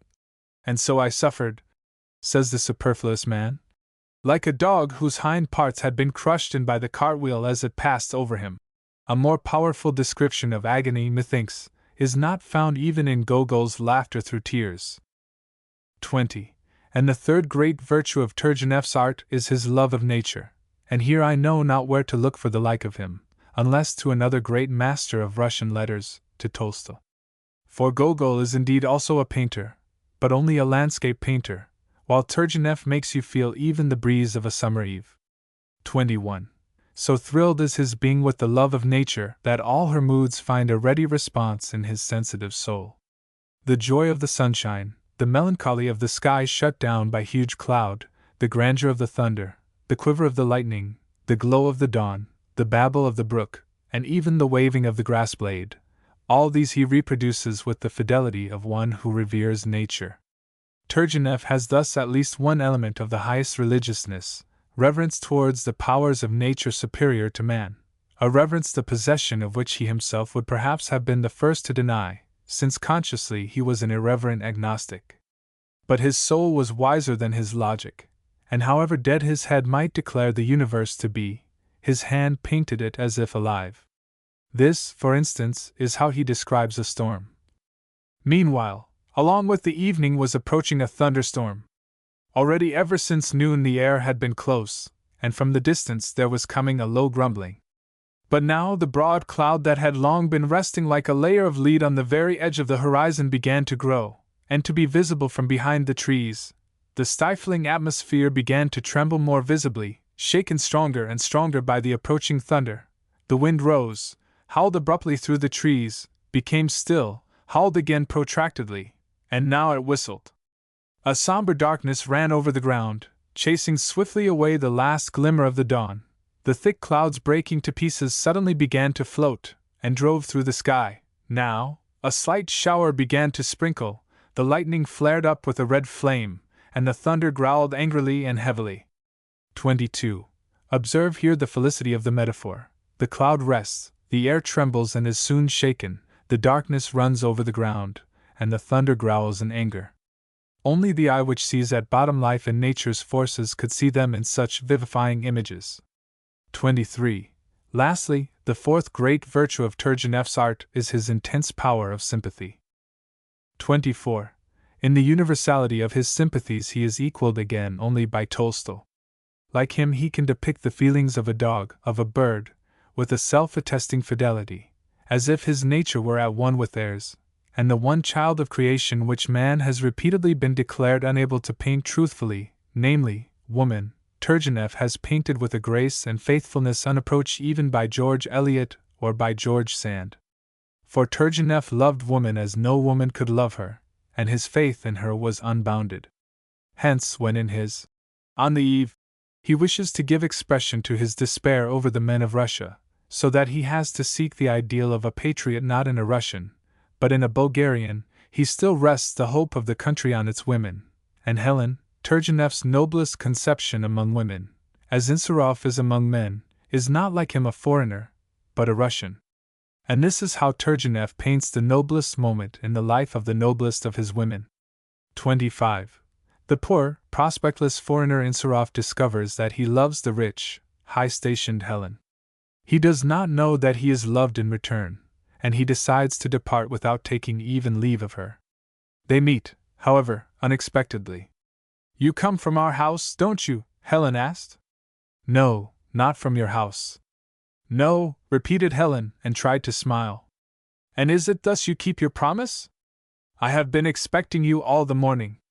"Helen Nikolaevna, I promised nothing yesterday." Helen tried to smile again, and passed her hand across her face. Both face and hand were very pale. "You intended, then, to depart without taking leave of us?" "Yes," he muttered, almost fiercely. "How, after our acquaintance, after our talks, after all, so if I had not then met you here accidentally," her voice began to ring, and she stopped for a moment, "you would have gone off, and would not have even shaken my hand in parting, gone off without regret?" Insarov turned away. "Helen Nikolaevna, please don't speak thus. I am, as it is, already not cheerful. Believe me, my decision has cost me great effort. If you knew—" "I don't wish to know why you depart," Helen interrupted him, frightened. "This is evidently necessary. We must evidently part. You would not grieve your friends without cause. But do friends part thus? We are of course friends, are not we?" "No," said Insarov. "How?" muttered Helen, and her cheeks colored slightly. "Why, that is exactly why I go away, because we are not friends. Don't oblige me to say what I do not wish to tell, what I shall not tell. Formerly you used to be frank with me," Helen spoke up with a slight reproach. "Do you remember? Then I could be frank, then I had nothing to hide. But now—" "But now?" asked Helen. But now I must go. Goodbye." Had Insarov at this moment raised his eyes to Helen, he would have seen that her whole face shone the more his face grew gloomy and dark, but his eyes were stubbornly fixed on the floor. "Well, goodbye, Dmitri Nikanorovitch," she began. "But since we have met, give me now at least your hand." Insarov started to give her his hand. "No, I cannot even do that," he said, and again turned away. "You cannot?" "I cannot. Goodbye," and he started to go out. "Just wait a moment," she said. "It seems you are afraid of me.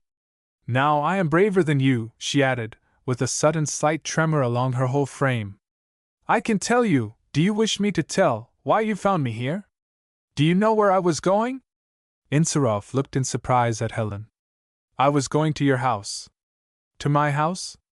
Helen covered her face. "You wish to compel me to say that I love you," she whispered. "There, I have said it." "Helen!" exclaimed Insarov. She took his hands, looked at him, and fell upon his breast. He embraced her firmly, and remained silent. There was no need of telling her that he loved her. From his one exclamation, from this instantaneous transformation of the whole man, from the manner in which rose and fell that breast to which she clung so trustfully, from the manner in which the tips of his fingers touched her hair, Helen could see that she was loved. He was silent, but she needed no words. He is here, he loves. What more is there needed? The calm of blessedness, the quiet of the undisturbed haven, of the attained goal, that heavenly calm which lends a meaning and a beauty to death itself, filled her whole being with a godly wave. She wished nothing, because she possessed everything. "Oh, my brother, my friend, my darling," her lips whispered, and she herself knew not whose heart it was, his or hers, which was so sweetly beating and melting away in her breast. But he stood motionless, enclosing in his firm embrace the young life which had just given itself entire unto him, he felt on his breast this new, priceless burden, a feeling of tenderness, a feeling of gratitude inexpressible, shivered into dust his hard soul, and tears, hitherto unknown to him, came to his eyes. But she wept not, she only kept repeating, "O my friend! O my brother!" "Then you will go with me everywhere," he said to her, some 15 minutes later, as before enclosing and supporting her in his embrace. "Everywhere, to the end of the earth. Wherever you are, there shall I be." "And you are sure you do not deceive yourself? You know your parents will never consent to our marriage?" "I am not deceiving myself, I know it." "You know I am poor, almost a beggar?" "I know it." "Then I am not a Russian, then I am fated to live beyond Russia, that you will have to break all your ties with your country and your family?" "I know it, I know it." "You know also that I have devoted my life to a difficult, thankless task, that we shall have to expose ourselves not only to dangers, but to deprivation, and to degradation perhaps?" I know it all, but I love you." "That you will have to give up all your habits, that there alone, among strangers, you will perhaps have to toil?" She put her hands on his lips. "I love you, darling." He began to kiss warmly her narrow, rosy hand. Helen did not take her hand from his lips, and with a kind of childish joy, with laughing curiosity, she watched him covering with kisses now her hand, now her fingers. Suddenly she blushed, and hid her face on his breast. He gently raised up her head and looked firmly into her eyes. "So God be with you," he said, "be thou my wife both before men and before God." 26. These, then, were the numerous great virtues of Turgenef, and they have made him the most enjoyable of artists. But his one great vice, the vice of doubt, the vice of hopelessness, has made him, as a nourisher of the spirit, among the least profitable as a writer. 27. For, oh my friends, it cannot be stated too often that whatever puts new strength into the spirit is from the great God, the good, and whatever takes strength from the spirit is from the great devil, the evil. And the things that have ever proved the inexhaustible sources of strength to the soul have been not doubt and despair, but faith and hope, faith that the destinies of men are guided by love even though guided through the agony of sorrow, faith that behind this appearance of discord and blind fate and brute force there is after all to be found the substance of harmony, of wise forethought, of tender love, hope, that however terrible the present, the future will yet be one of joy, one of peace. If reason with its logic can strengthen this faith, this hope, then welcome reason, blessed be reason. But if reason with its logic can only make me doubt the presence of wisdom, the presence of love, then begone reason, cursed be reason. Verily, by their fruits ye shall know them. 28. Turgenev therefore was incapable of creating a leaven, because he had not the faith which makes the leavens of Tolstoy possible. He was filled with the pessimistic woe of the world, believed at bottom that man, born in sorrow, must also live in sorrow. With the sublimity of a prophet, Turgenev cries, "From the inmost depths of the virgin forest, from the eternal depth of the waters, resounds the same cry of nature to man, I have naught to do with thee. I rule, but thou look to thy life, O worm." While personally he indeed contributed what lay in his power to alleviate the present ills of men, he could do naught towards alleviating the future ills of men, for he could not inspire men with hope, since he had none himself. For hope comes from faith, and Turgenev was devoid of faith. Turgenev, like another great master of fiction, George Eliot, was a veritable child of the immature age, not of science, of knowledge, but of nescience, of ignorance, of agnosticism, for it is only ignorance that doubts, and it is true science that believes. 29. I cannot therefore ask you to take leave with me of Turgenev without at least urging you to profit by this one fact in his life. Turgenev failed to reach the height of Tolstoy, because he failed to free himself from that alone which must forever trammel the soul. He failed to free himself from that fundamental distrust of God which is at bottom of all despair. You, too, my friends, have that distrust. O ye in society who dread the consequences of having one kind word to say, or even one glance of recognition to cast at a brother because forsooth he has not been properly introduced to you, are not ye doubting your own God in your breasts, which acts not in fear of your fellowmen, but in trust of them? And O ye who refuse to help a begging brother for fear lest he prove an impostor, are not ye likewise at bottom doubting the God within you which acts through pity to a brother, even though he do deceive? Turgenef fell short of the highest because he did not cast off the skepticism of his intellect. Are not ye, my friends, likewise in danger of falling short of the highest because you too do not cast off the skepticism of the heart? Lecture V. Tolstoy the Artist. Lecture V. 1. I have stated in the first lecture that the soul of man ever strives onward and upward, that its goal is the establishment of the kingdom of heaven, which consists in reverence before God above, and in love towards man here below. I have stated that of this journey of the soul heavenward, literature is the record, that the various phases of literary development are only so many mileposts on the road, that after the voices of the singer, of the protester, of the warrior, are hushed, there must be heard what must remain forever the loftiest voice in letters, the voice of the preacher, the prophet, the inspirer. And I have stated that just as Pushkin is the singer, Gogol the protester, and Turgenef the fighter, so is Tolstoy in Russian literature the preacher, the inspirer. I have 2. But just because he is the prophet, the uplifter, the proclaimer, Tolstoy is no longer the merely Russian writer. Pushkin is the Russian singer, Gogol is the Russian protester, and Turgenev is the Russian fighter. But Tolstoy is not the inspirer of Russia alone, but of all mankind. Tolstoy has the least of the Russian in him, because he has the most of the man in him. He has the least of the son of the Slav in him, because he has the most of the Son of God in him. The voice of Leo Tolstoy is not the voice of the 19th century, but of all centuries. The voice of Leo Tolstoy is not the voice of one land, but of all lands. For the voice of Leo Tolstoy, in short, is the voice of God speaking through man. 3. For, O my friends, there is a God in heaven, even though the voices of pessimism and agnosticism be raised never so high against him. There is a God who ruleth over the heavens and over the earth, and he is boundless with space, and everlasting with time, and he is sublime with the sky, and he twinkleth with the star, and he smileth with the sun, and he beameth with the moon, and he floateth with the cloud, and he saileth with the wind, he flasheth with the lightning, and resoundeth with the thunder, he heaveth with the sea, and he dasheth with the surf.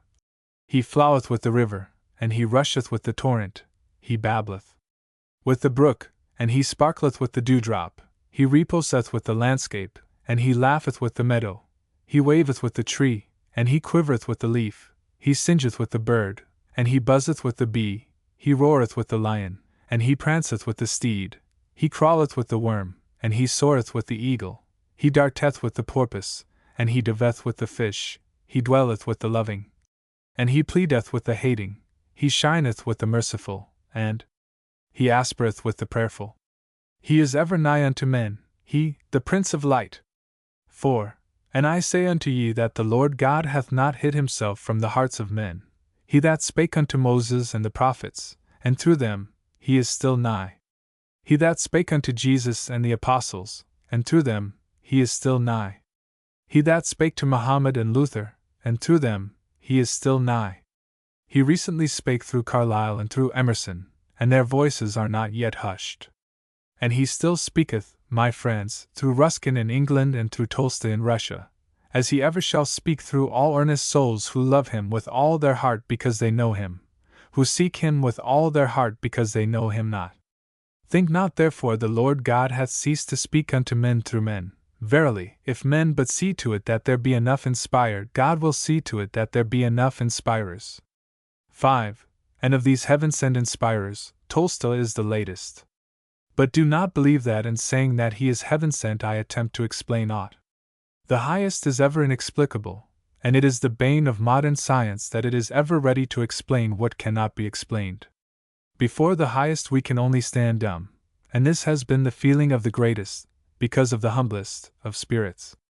The Greek painter, therefore, when about to depict the highest grief of a father, gives up in despair, and veils the father's face. And Meyer von Bremen's grandmother, when confronted with the question from the children whence came that sweet babe in her arms, can only reply, "The storks brought it." And so I can say to you only, Tolstoy is sent unto men from heaven. 6. I say he is heaven sent, because he came to proclaim not what is ephemeral and perishing, but what is permanent and everlasting. He came to proclaim not the latest theory of gravitation, of molecular vibration, of modes of heat and manners of cold, nor of struggle for existence, nor of supply and demand, nay, not even of scientific charity. He came to proclaim that which was as true in the days of Jesus as it is true in the days of Darwin, that the life of man can have no meaning, unless when guided by obedience to God and love to man. Gravitation, struggle for existence. The earth has been spinning round its parent for ages before man's brainkin made the marvelous discovery that God's mysterious impulse which set the earth whirling through the abysses of space is explained in right scientific fashion by labeling it gravitation. This green earth has rolled on, this green earth will roll on, label or no label, and the mystery of God men knew not before gravitation, nor do they know it now with gravitation. Men have for ages been multiplying under the blessing of God, and loving one another, long before that marvelous discovery was made that man, sprung from a monkey, and bred in struggle for existence, is destined at last, under fine progress of species, to become brutalized with Malthusian law as a cannibal living on the flesh of his brother, with self-respect and scientific charity in most abundant supply and demand. Tolstoy came to proclaim not the new gospel of death, but the old gospel of life, not the new gospel of struggle for existence, but the old gospel of helpfulness for existence, not the new gospel of competition, but the old gospel of brotherhood. Tolstoy came to proclaim the gospel of God, the gospel of man, the gospel of Christ, the gospel of Socrates, the gospel of Epictetus, of Aurelius, of Carlyle, of Emerson, the gospel of reverence before God and love to man, which is indeed ever old, but which, alas, the sons of darkness see to it that it remain forever new. 7. These, then, are the men among whom Tolstoy belongs. Which of these the greater, which of these the less? My friends, when we arrive at these, we are no longer among the measurable planets, but among the immeasurable fixed stars. Sirius flashes indeed with greater splendor than Vega, and Vega than Arcturus, and Arcturus than Capella, and Capella flashes with greater splendor than Aldebaran. But who shall undertake to say which of these suns is the greater, which is the less? The difference of splendor is not in the stars themselves, but in our eyes. And at this our immeasurable distance from these souls who are nighest unto the throne of the Most High, it is not for me, the worm, as I stand before you, to presume to measure which is the greater, which is the less. Rather than spending our time in profitless weighing and measuring, let me beseech you to bow your heads in awe and gratitude, praising God for the mercy which sendeth now and then unto men the living voice, the helping voice. 8.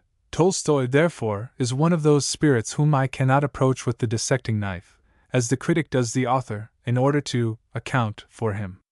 To do this, that total freedom from sentiment is required which was possessed by the enterprising reporter who, on the death of a prominent citizen, forthwith requested an interview with Corpse's uncle.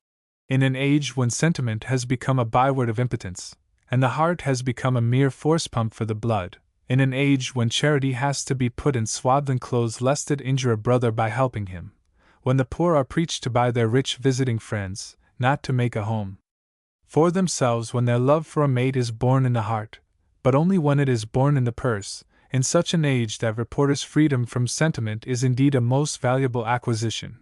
But I, alas, as yet possess it not. I shall therefore neither judge the preacher Tolstoy, nor measure him. I shall only point out to you today wherein he differs, as he must needs differ, from the rest of that noble band of the chosen messengers of God to which he belongs. 9. And the first striking difference is that Tolstoy is a consummate artist, a creator, in addition to the great preacher. For Marcus Aurelius is no artist. He is merely a speaker. He delivers his message in plain tongue, unadorned, often even unpolished. Epictetus, equally simple, equally direct with Marcus Aurelius, comes, however, already adorned with a certain humor which now and then sparkles through his serious pages. Ruskin brings with him quite a respectable load of artistic baggage.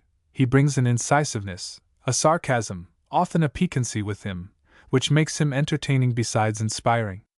Emerson and Carlyle bring with them much that, as artistic work, might, under more favorable auspices, have been worth saving for its own sake. The one brings a grace, a sportiveness, and a brilliancy which fascinates, the other a fervor, an imagination, a grim humor, a lightning flashing, which dazzles. But none of these live in letters because of their art. Were they to depend on this alone, they would quickly perish. They live because of the Spirit which worketh through them, so that were you to take the Jeremiah out of Carlyle, the John the Baptist out of Ruskin, and the Solomon out of Emerson, you would deprive them of their literary life. Tolstoy, however, even though the preacher be gone from him, still remains a mighty power in letters because of his art. For not only are his works filled with the highest purpose, they are also created with the highest art. And I cannot show you this difference any better than by quoting two passages, one from Carlyle, the other from Tolstoy, both treating of the soul's well-nigh noblest emotion, repentance. On the whole, we make too much of faults. Faults? The greatest of faults, I should say, is to be conscious of none. Readers of the Bible, above all, one would think, might know better. Who is called there the man according to God's own heart? David, the Hebrew king, had fallen into sins enough, blackest crimes, there was no want of sins. And therefore the unbelievers sneer, and ask, is this the man according to God's own heart? The sneer, I must say, seems to be but a shallow one. What are faults, what are the outward details of a life, if the inner secret of it, the remorse, temptations, true, often battled, never-ending struggle of it be forgotten? It is not in man that walketh to direct his steps.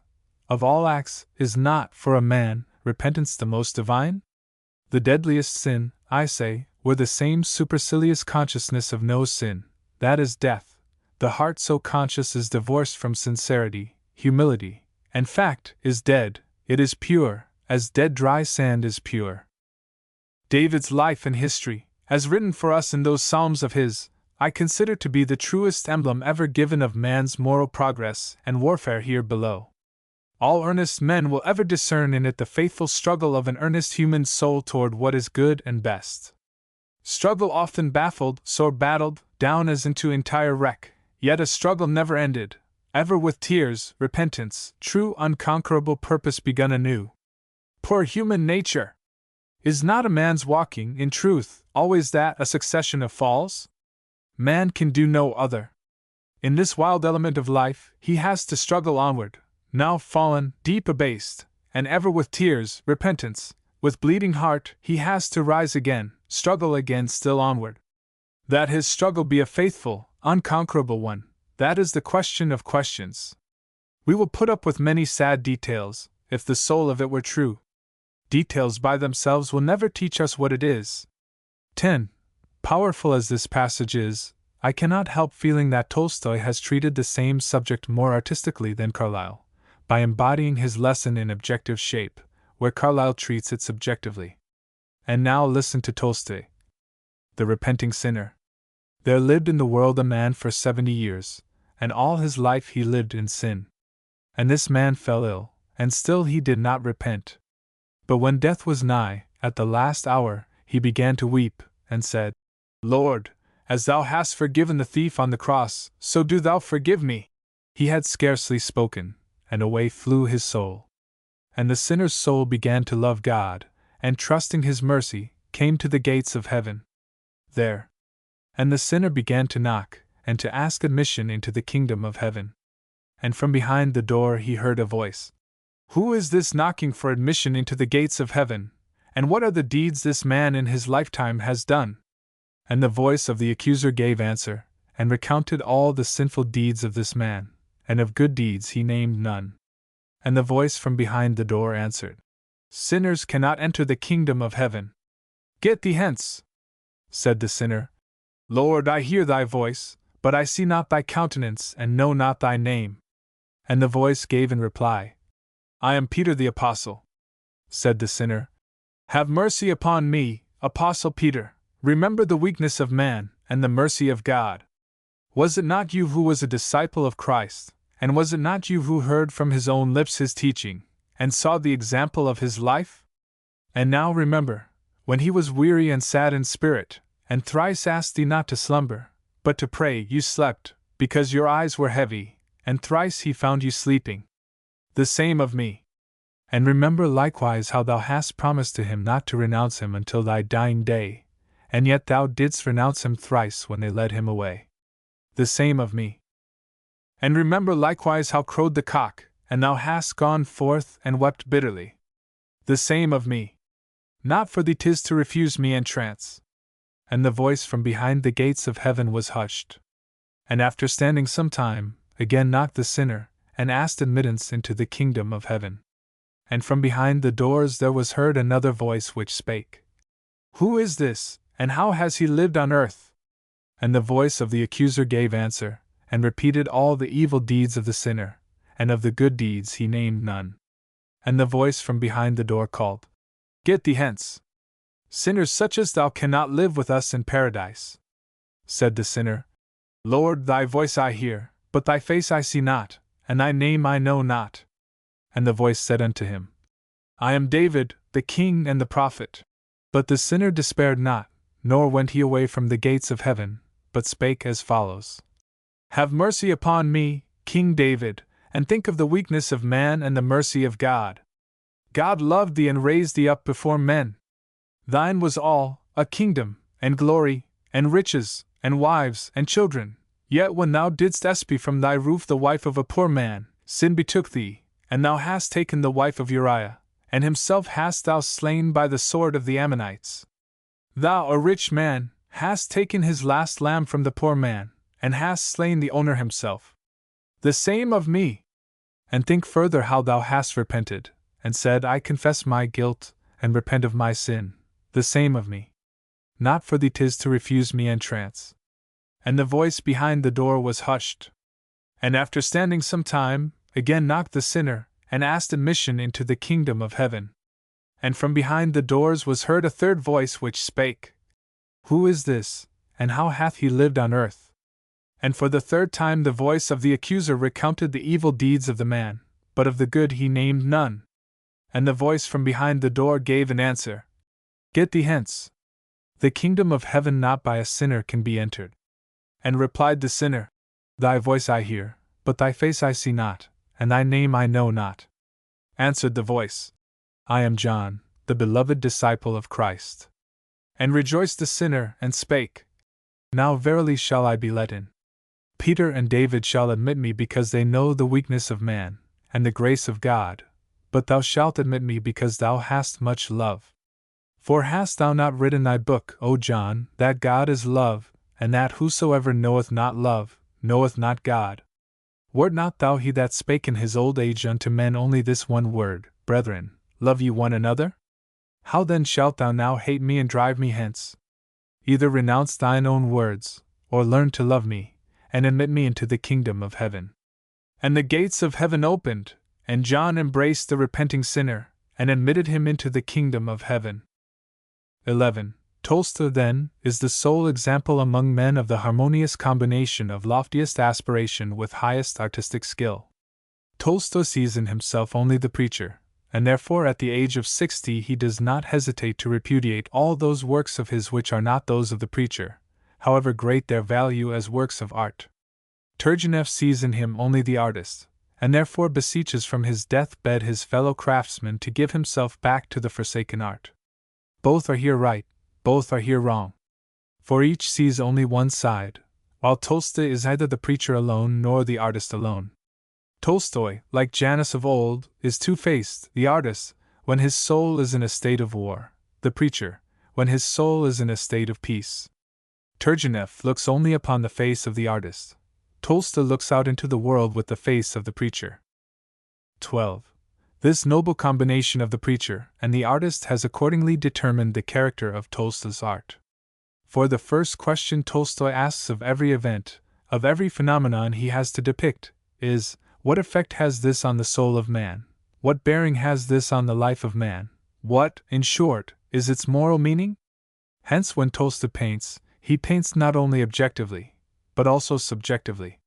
In the storm scene, for instance, which I have read you at the first lecture, Tolstoy is not satisfied to give you merely the outward appearance of the storm, its appearance in nature. He rests not until he has painted also its effect on the soul, and the progress of the terror inspired keeps pace with the advance of the cloud. Hence the sudden introduction of the beggar from under the bridge, with his horrible stump of hand stretched out as he runs beside the carriage begging for alms. This incident is as much part of the storm, and as terrifying to the little Katenka and the little Lubotshka as the glare of the lightning and the crash of the thunder.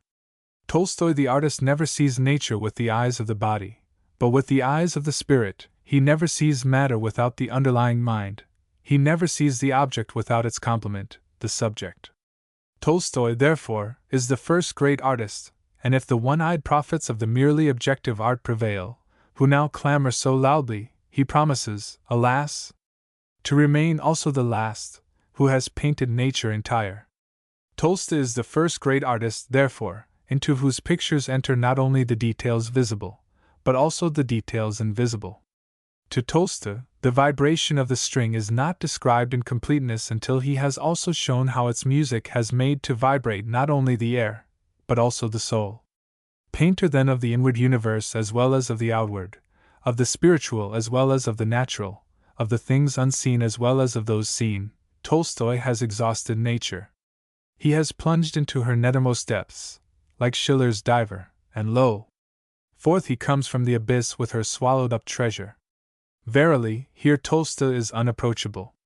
Only one other man of letters hath here even distant fellowship with him, and this is Ralph Waldo Emerson. 13.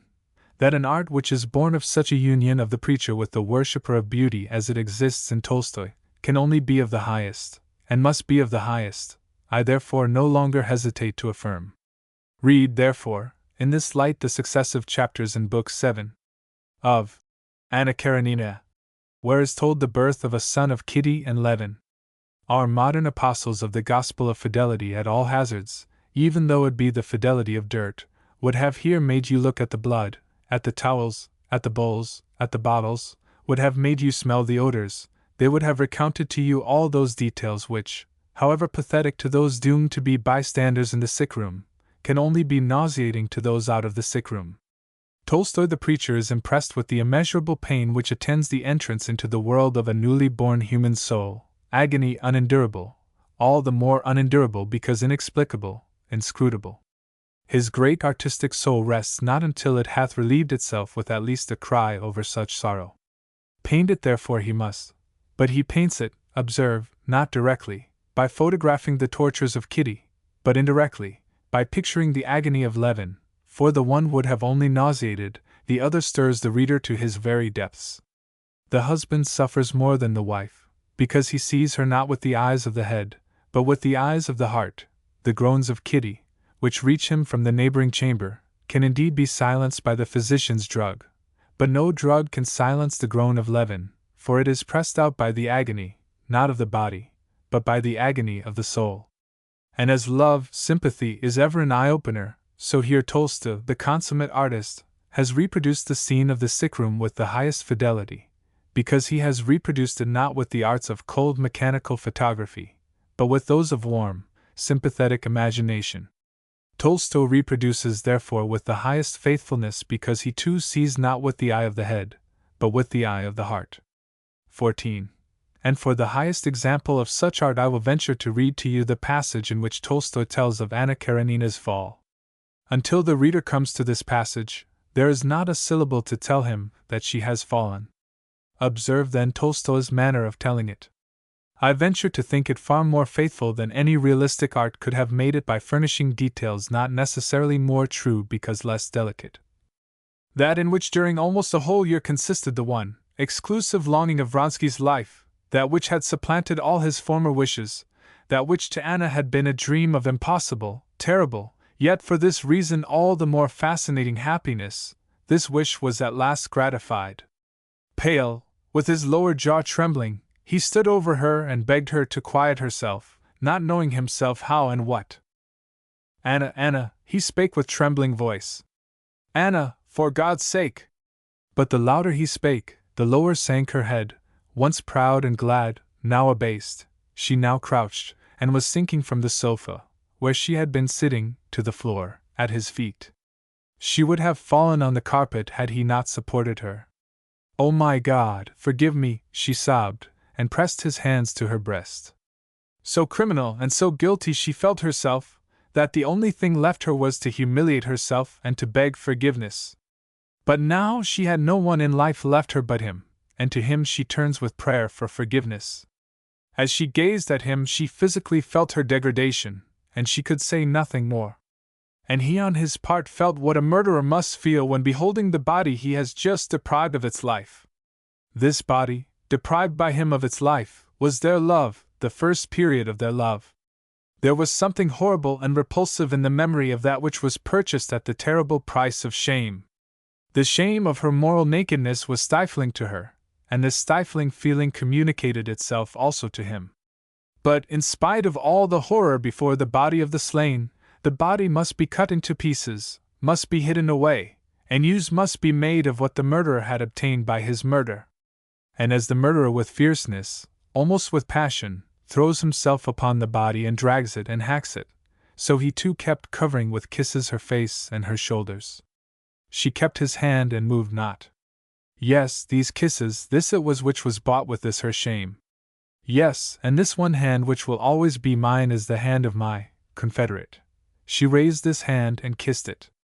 He dropped on his knees and wished to see her face, but she hid her face and said naught. At last, as if making an effort over herself, she rose and pushed him away. Her face was indeed as handsome as ever, but it was now pitiful all the more. "'Tis all ended," she said. "I have nothing left but thee. Remember this. I cannot help remembering what constitutes my life. For 1 minute of this blessedness." Blessedness, she uttered with terror and disgust, and her terror communicated itself to him. "For God's sake, not a word, not one word more!" She quickly rose and turned away from him. "Not another word," she repeated, and with an expression strange to him, with an expression of cold despair on her face, she parted from him. She felt that at this moment she could not express in words her feeling of shame, joy, and terror before this entrance into a new life, and she did not wish to speak of it, to lower that feeling with inexact words. But even later, on the morrow, and on the third day, she not only could find no words for expressing the whole complexity of these feelings, but she could not find even thoughts, in revolving which she might clearly define to herself whatever was going on in her soul. She said to herself, "No, I cannot think this out now, later, when I shall be more calm." But this calmness for her thoughts never came. Whenever the thought came to her of what she had done, and of what was to become of her, and of what she must do, terror came upon her, and she drove away these thoughts. "Later, later," she repeated, "when I am more calm." But in sleep, when she had no control over her thoughts, her situation appeared to her in all its ugly nakedness. One dream came to her almost nightly. She dreamed that both were her husbands, that both were spending upon her their caresses. Alexey Alexandrovich cried as he kissed her hands, and said, "Ah, how good this is!" And Alexey Vronsky was there, and he also was her husband.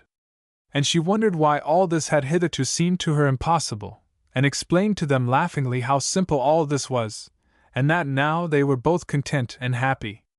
But the dream oppressed her like an Alp, and she awoke every time in terror. 15. And of such unapproachable art the examples in Tolstoy are well nigh innumerable. There is hardly a single work of Tolstoy in which he does not display that marvelous fidelity which has made Mr. Howells exclaim, "This is not a picture of life, but life itself." And this fidelity Tolstoy attains not so much by depicting the event itself as by depicting its effect on the soul, just as the silent sight of the wounded on the field tells of the battle more loudly than the thunder of the cannon. I say this is the highest art, because its method is universal, where all others are only particular. For men may indeed differ in the language of the tongue, but they do not differ in the language of the spirit. 16. Read in the same light, then, his unparalleled gallery of life scenes in childhood, boyhood, and youth. Read in the same light the death scene of Count Bezukhoi in War and Peace. Read the war scene on the bridge, the wounding of Bolkonsky. Read the skating scene in Anna Karenina. The racing scene, the meeting between Anna and her darling Seryoza. My friends, in the presence of such art words fail me. I can only cry to you. Read, read, and read! Read humbly, read admiringly. The reading of Tolstoy in this spirit shall in itself be unto you an education of your highest artistic sense. And when your souls have become able to be thrilled to their very depths by the unspeakable beauty of Tolstoy's art, you will then learn to be ashamed of thought that for years you sensible folk of Boston have been capable of allowing the Stevensons with their Hydes, and the Haggards with their Shees, and even the clumsy Wards with their ponderous Ellesmeres, to steal away under the flag of literature your thoughtful moments. You will then learn to understand how it comes to pass that the artistically cold, passionless Mr. Howells, even the apostle of heartlessness in art, however brave and full of heart the noble man be in actual life, can be struck with awe before the mighty presence of Tolstoy, and how it is possible that the only words he can whisper is, "I cannot say aught." The preface of Mr. Howells to Tolstoy's Sebastopol has been declared by wiseacres to be the symptom of his decadence. My friends, believe it not. This admiration of Mr. Howells for Tolstoy is verily not the symptom that he is beginning to fall, but rather that he is just beginning to rise. 17. I consider this double-faced presentation, this combination of the subjective method with the objective, as the highest in art, because it is the most comprehensive. Not that Tolstoy is incapable of employing the objective method alone with the highest success. When he does employ it, he is here second to none, not even to Turgenef. Witness, for example, the following description of the arrival of a railway train. Still, the essence of Tolstoy's art is the universality with which he grasps whatever comes under his creative impulse. 18. Vronsky, engaged in a conversation, suddenly breaks off. "However," says he, "here is already the train."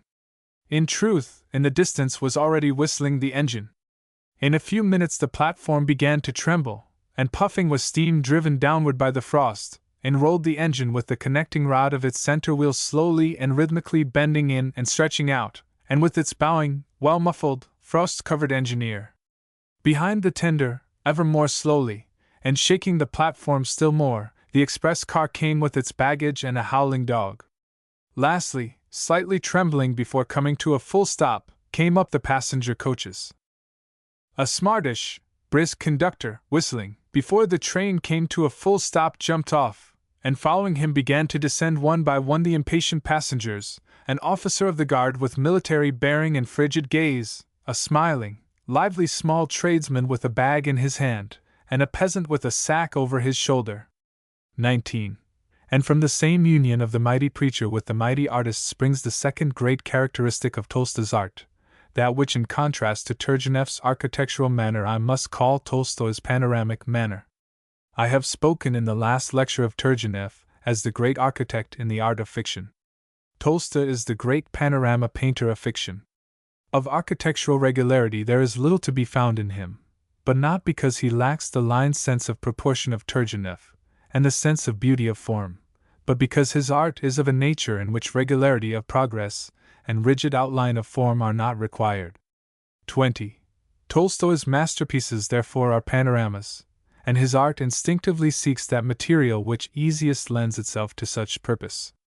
Hence his Cossacks, hence his Scenes before Sebastopol, hence his Nekhludoff.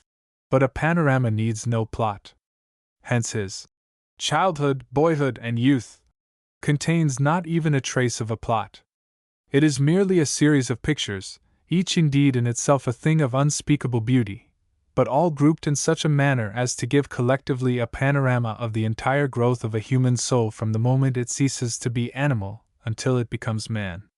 In a panorama it matters little where each particular group is placed, just as in Kaulbach's era of the Reformation. It matters little whether the figure of Luther is on the left or on the right. War and Peace is thus like the Battle of Gettysburg, a vast panorama, and Anna Karenina is a vast panorama.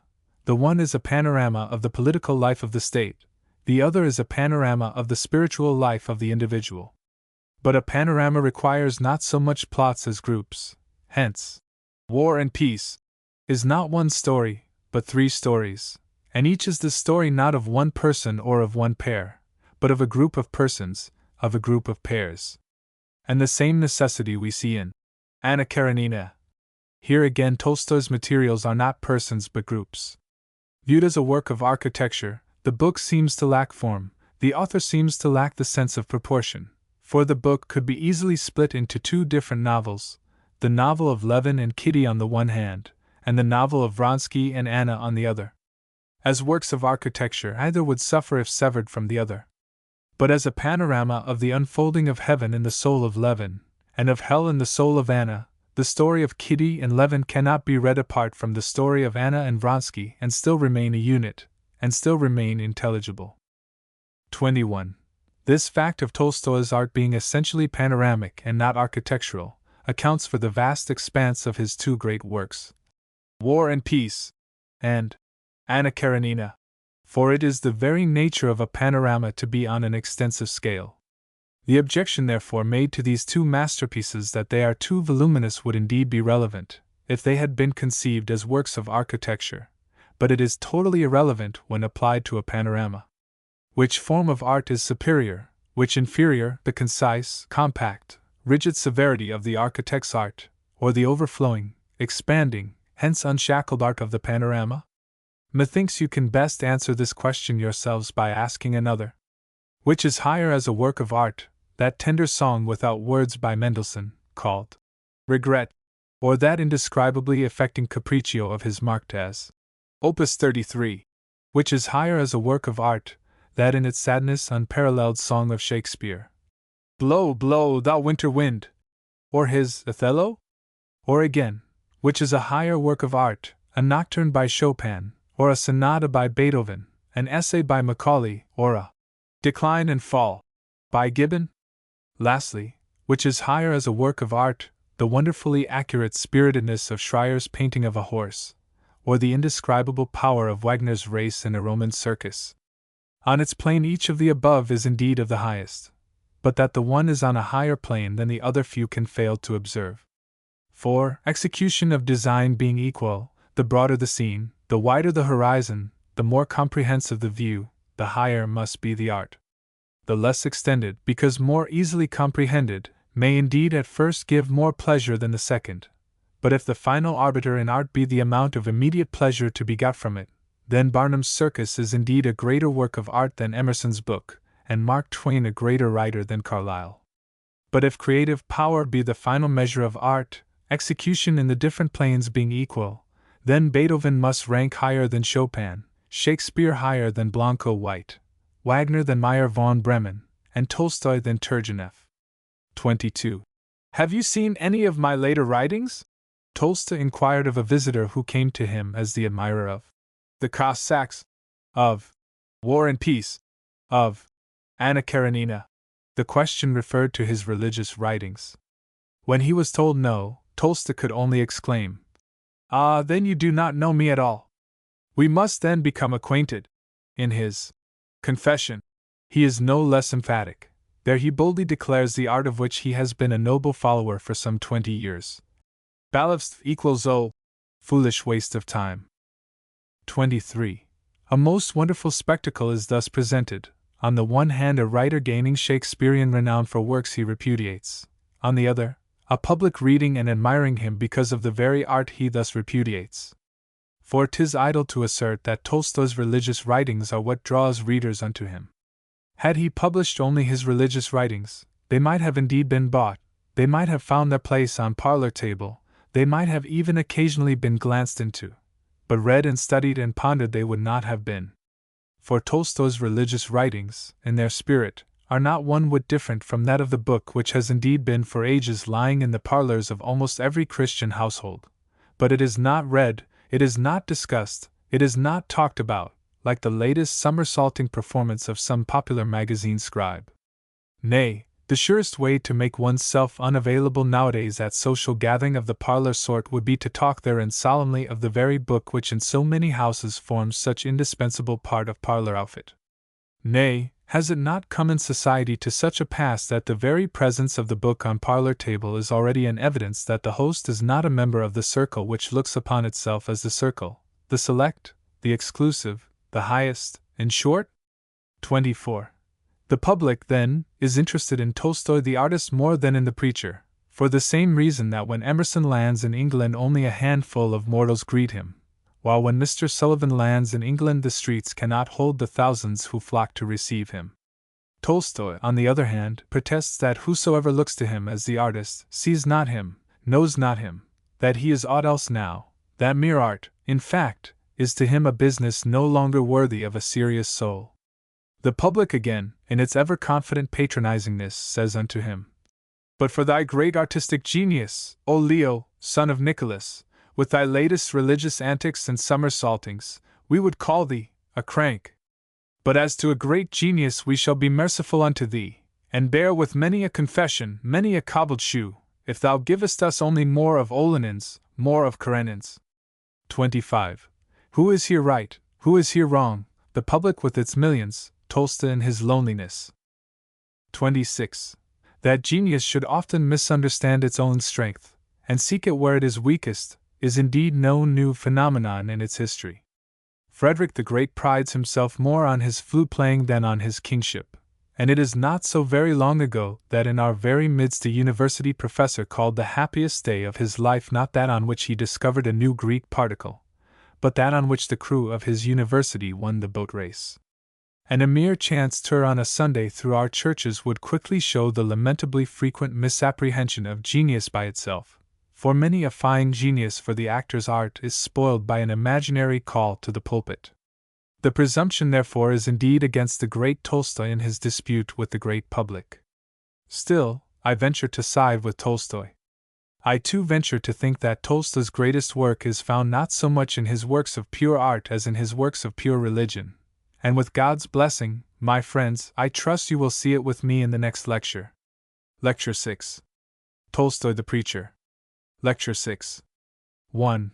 I have stated in the last lecture that Tolstoy is the preacher, not of the new gospel of death, but of the old gospel of life.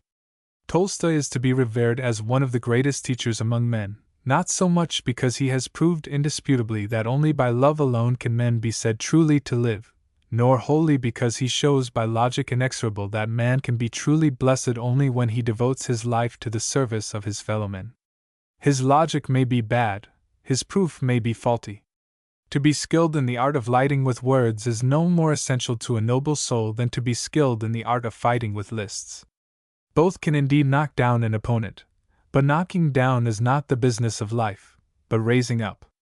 And Tolstoy is to be revered among teachers because he first of all raises up, because he preaches what those who have raised men up have for ages preached, because he preaches what Christ has preached, what Emerson has preached, what Carlyle has preached, what Ruskin is still preaching, and what will ever continue to be preached as long as there is a God in heaven, and a human soul on earth yearning for the possession of that God.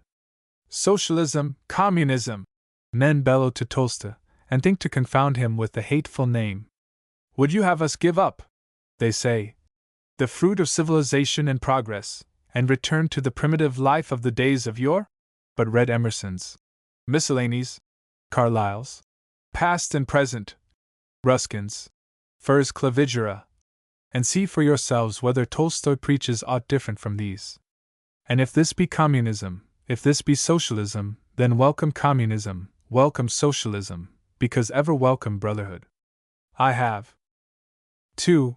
Tolstoy is indeed a Russian of the Russians, but he is a man before he is a Russian, the greatest of Russians. He is more than a Russian, just as Socrates, the greatest of the Greeks, was more than a Greek, just as Christ, the greatest of Hebrews, was more than a Hebrew. Socrates was sent not for Greece alone, but for us likewise. Jesus was sent not for the Jews alone, but for us likewise. And so Tolstoy is sent not to the Russians alone, but to us likewise. 3. Tolstoy, then, came to deliver a message, but the message of messages has already been delivered well nigh 1900 years ago. Not one word is there, indeed, to be added to the law laid down in the Sermon on the Mount, and were men to live out the gospel of Christ, there would be no need of new messengers. The kingdom of heaven would then be veritably established, and the Master would once more dwell with men as he hath foretold. But Christianity, alas, has been on trial for well nigh 1900 years, while the religion of Christ still remains to be tried. There is therefore ever need of new apostles to preach the kingdom of heaven, the gospel of Christ, and it is Tolstoy's distinction that he came to preach not the new gospel of the 19th century, but the old gospel of the 1st century. For God sees to it that the way to blessedness for men be ever open, that the kingdom of heaven be ever within their reach, if they but choose to enter it, if they but choose not to give themselves over to the powers of darkness. 4. I have affirmed in my last lecture, with what articulateness of voice the great God hath seen fit to endow me, that there is a God in heaven who is the good. And it now, alas, becomes my duty to affirm likewise that beside the great God the good in heaven, there is also the great devil the evil on earth, that beside the great Prince of light there is also the great Prince of darkness. And he ruleth neither over the heavens nor over the earth, but he ruleth solely over man. And he graspeth with the greedy, and he splitteth hairs with the lawyers, and he is flirting with scientific charities, and is fortune hunting with land grabbers, and he discourseth with politicians, and he puffeth up with men of science, and he balances himself on ropes with theologians, and he preacheth from pulpits through mouths that have Christ only on their tongues, and he prayeth through lips that know God only through hymns. And he danceth at balls, and he sparkleth through diamonds, and he shineth through gold, and he foameth through wine, and he chatteth insincerely at receptions, and he figureth in society columns of the public prints, and he shrieketh through steam whistles, and he rusheth 60 miles an hour, and he edits sensational magazines, and he dwelleth with the hating, and he is ever after victims, he, the Prince of Darkness. 5. And the servants of the Prince of Light are few, and the servants of the Prince of Darkness are many.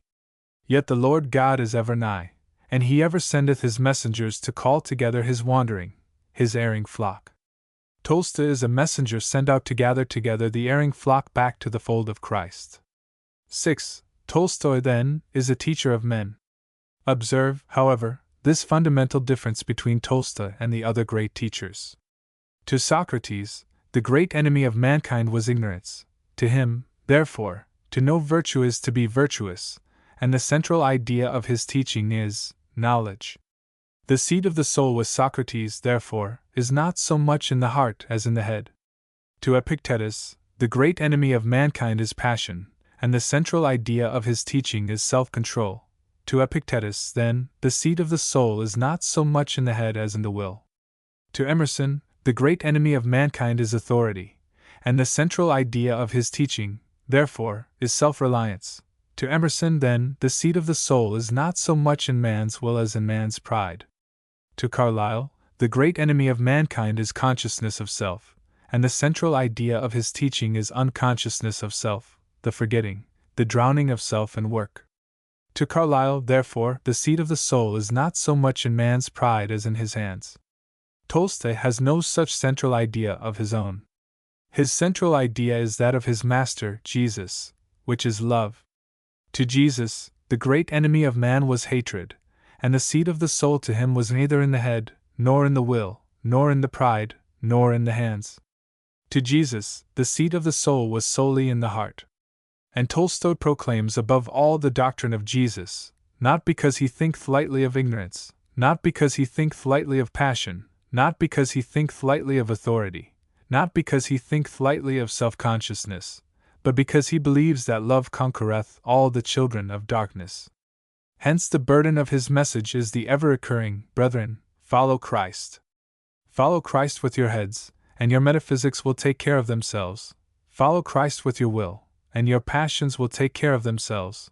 Follow Christ with your hopes, and your self-respect will take care of itself. Lastly, follow Christ with your hands, and your work will take care of itself. Tolstoy's book is therefore only the fifth gospel of Christ, and Tolstoy himself is therefore only the 13th apostle of Jesus. 7.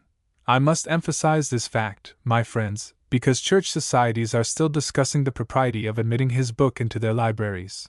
I must emphasize this fact, because hitherto not one preacher of the gospel of Christ has yet ventured to utter one word of greeting, one word of fellowship, to Tolstoy. I must emphasize this fact, because Tolstoy, having forsaken art, and having betaken himself to the cobbling of shoes, the wise world, that ever knoweth the duty of another better than he doth himself, is forthwith at hand with its estimate, its disapproval, its condemnation. Turgenef therefore gently remonstrates with his fellow craftsman for his new departure, and beseeches him to return to the forsaken higher field, to the art of amusing folk already overmused.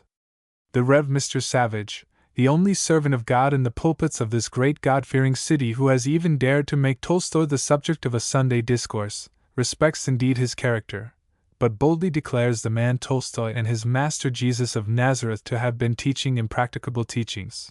Impracticable, indeed, in an age when bank stock and a grandfather, and foam and froth, and social fireworks are the only acceptable signs of strength. Mr. Savage, however, follows at least Pope's direction, and damns with faint praise, while that wee, tiny mannikin from that state of Indiana does not even think this necessary, and therefore, standing on tiptoe, screeches at the top of his voice let to Tolstoy. Crank, crank! 8. But what if in God's eyes there be no higher work, nor lower work, but merely work? What if in God's eyes there be no higher duty, nor lower duty, but merely duty? If it be necessary to chop wood, and sift ashes, and mend shoes, wherefore should this be a lower occupation than to thump on the piano, and read poetry, and write books, and even listen unto lectures?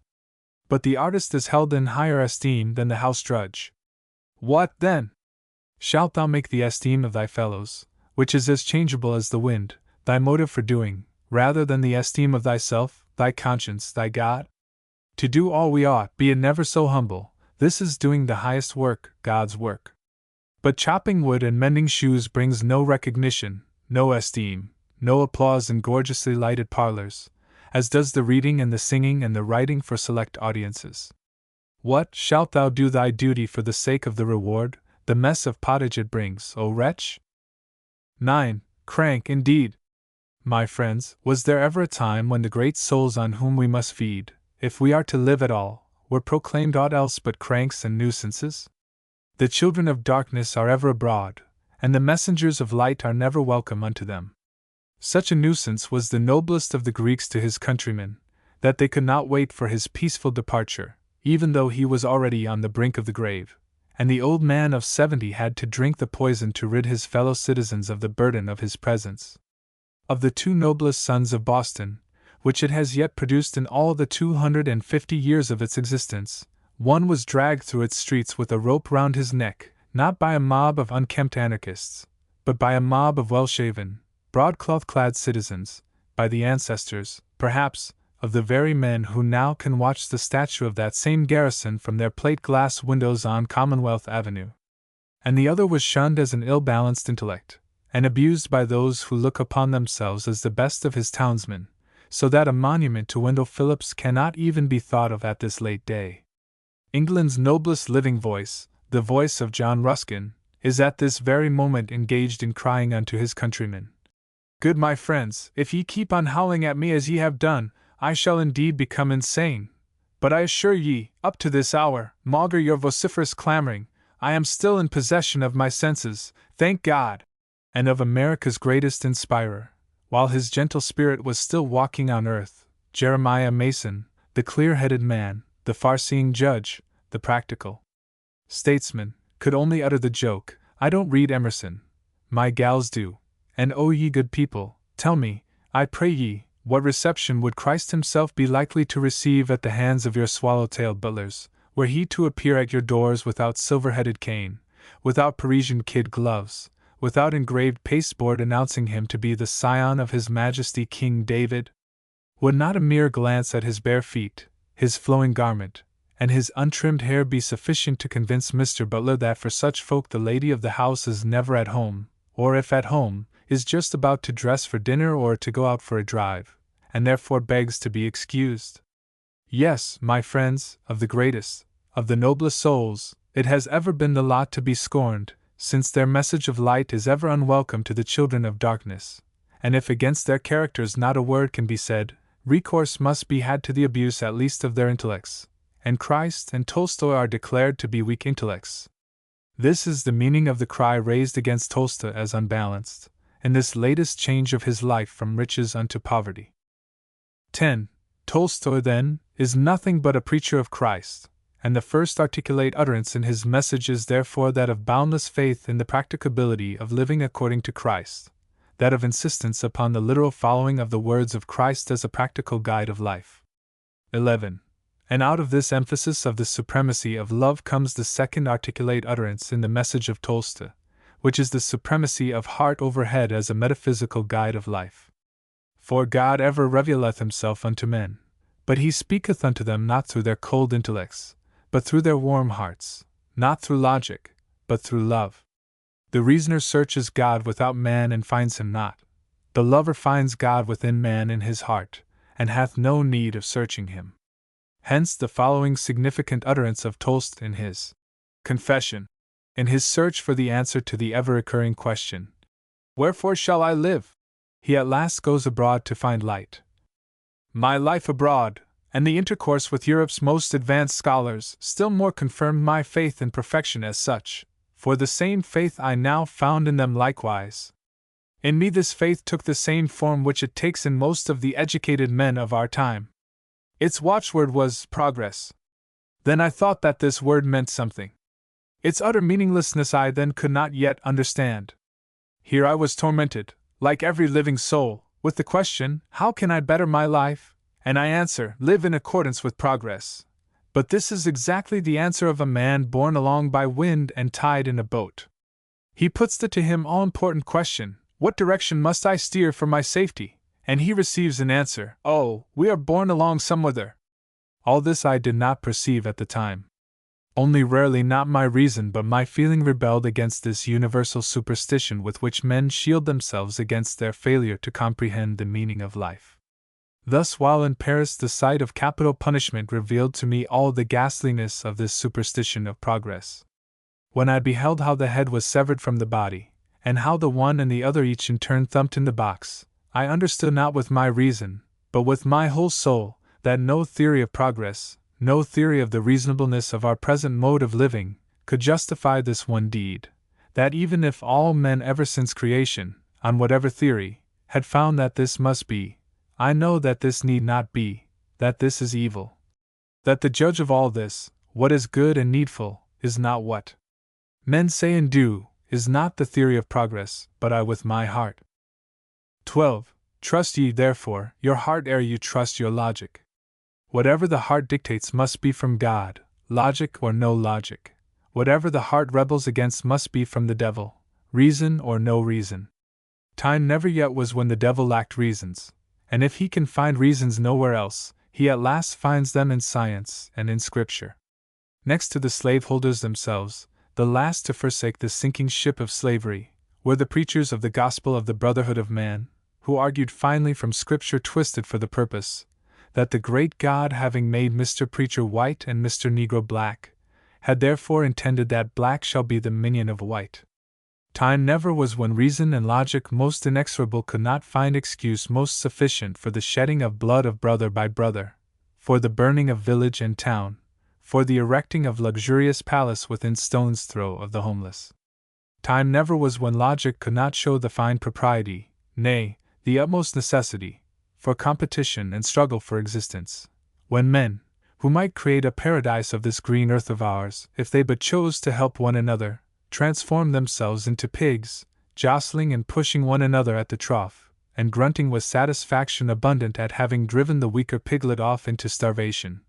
All of which is our modern, necessary competition in business, and this is logical, reasonable, scientific struggle for existence. 13.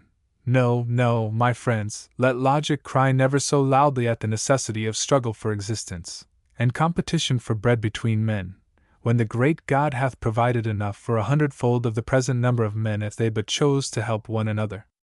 The heart saith it is wrong, and whatever logic makes it out to be right is accursed, is from the devil, and it is for ye, if ye are to become the children of the Prince of Light, and not the children of the Prince of Darkness, to have none of such logic, and trust the God within you, who dwelleth not in your heads, but in your hearts.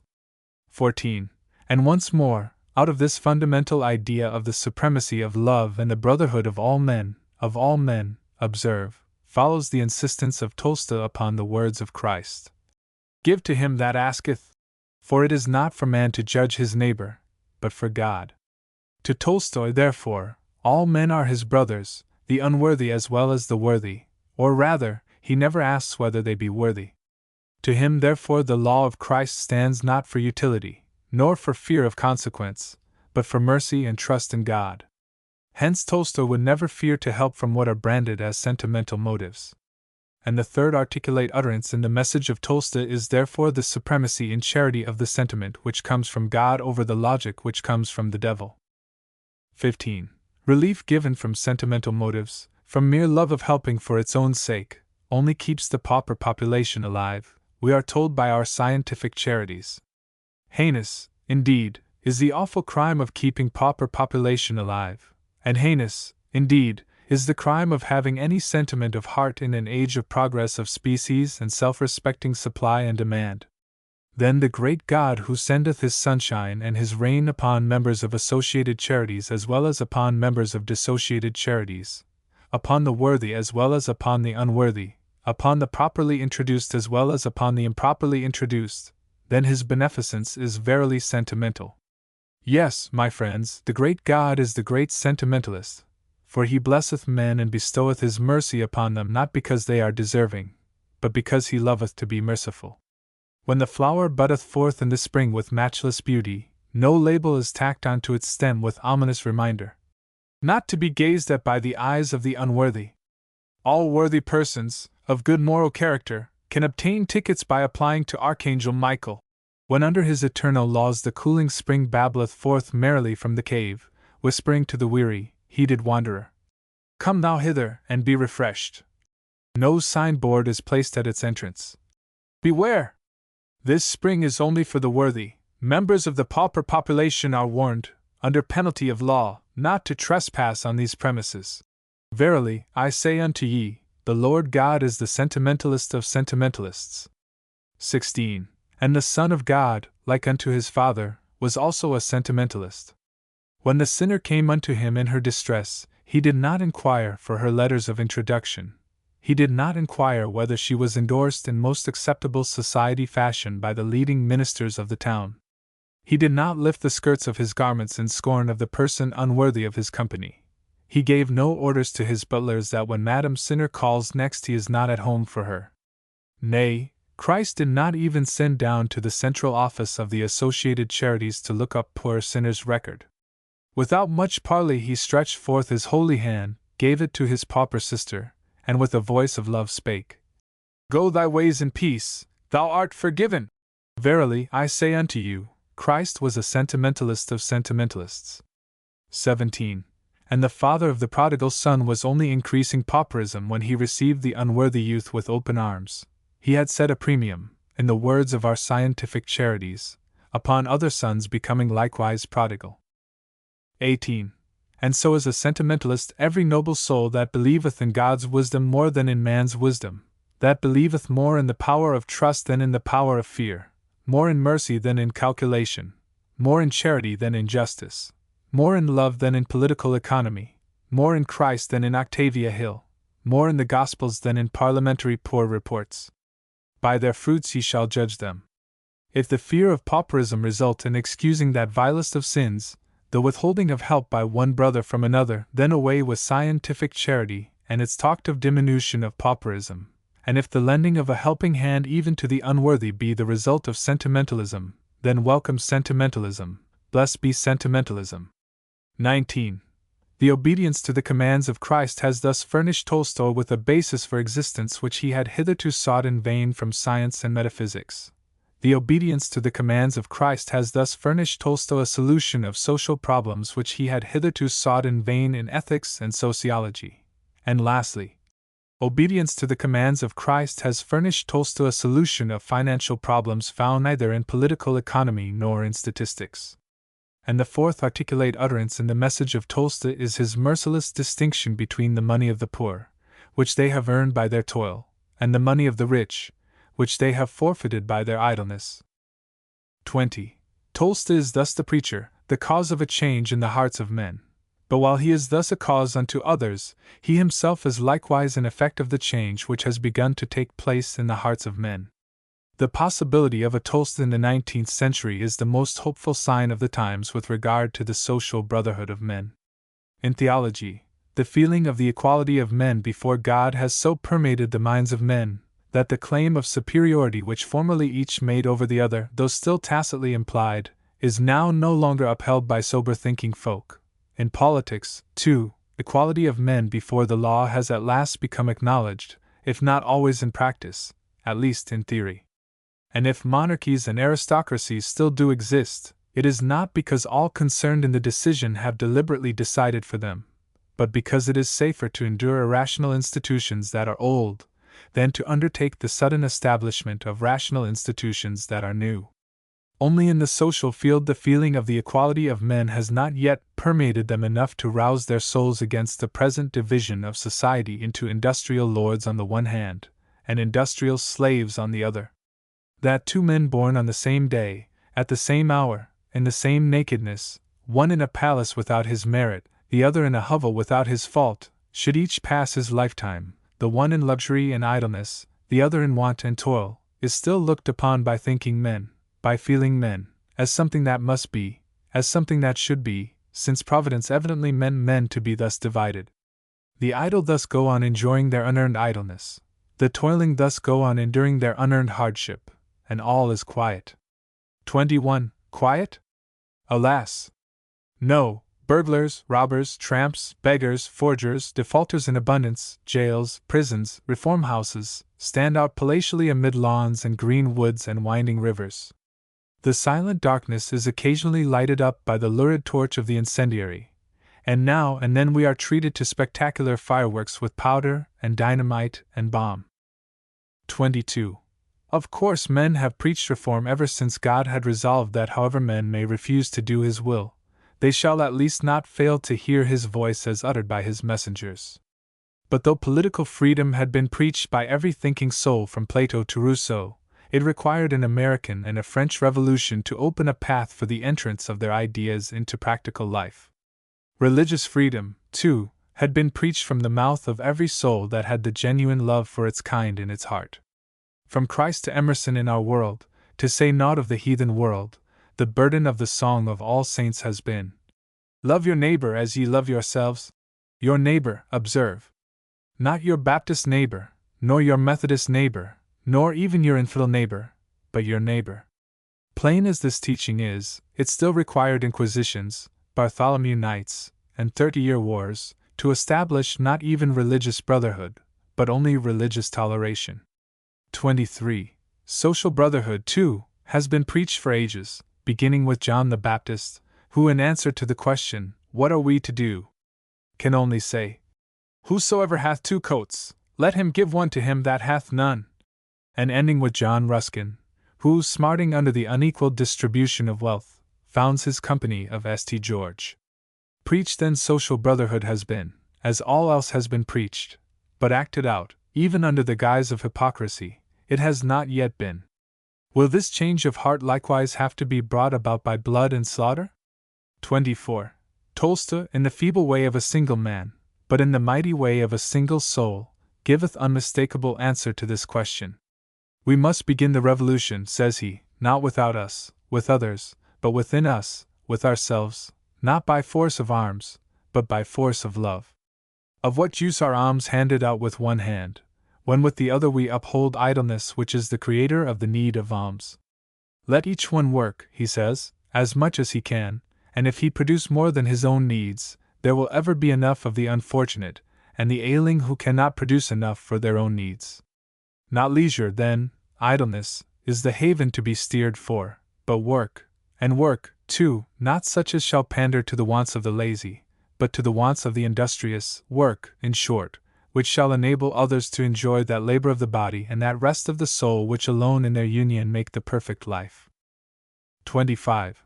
In his introduction to My Religion, Tolstoy says that he has at last tasted that joy and happiness which even death could not take away.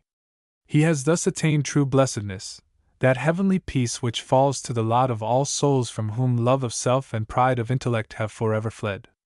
But such heaven can be attained by human soul only through struggle often for life and death with sin, with doubt, with faithlessness, with despair.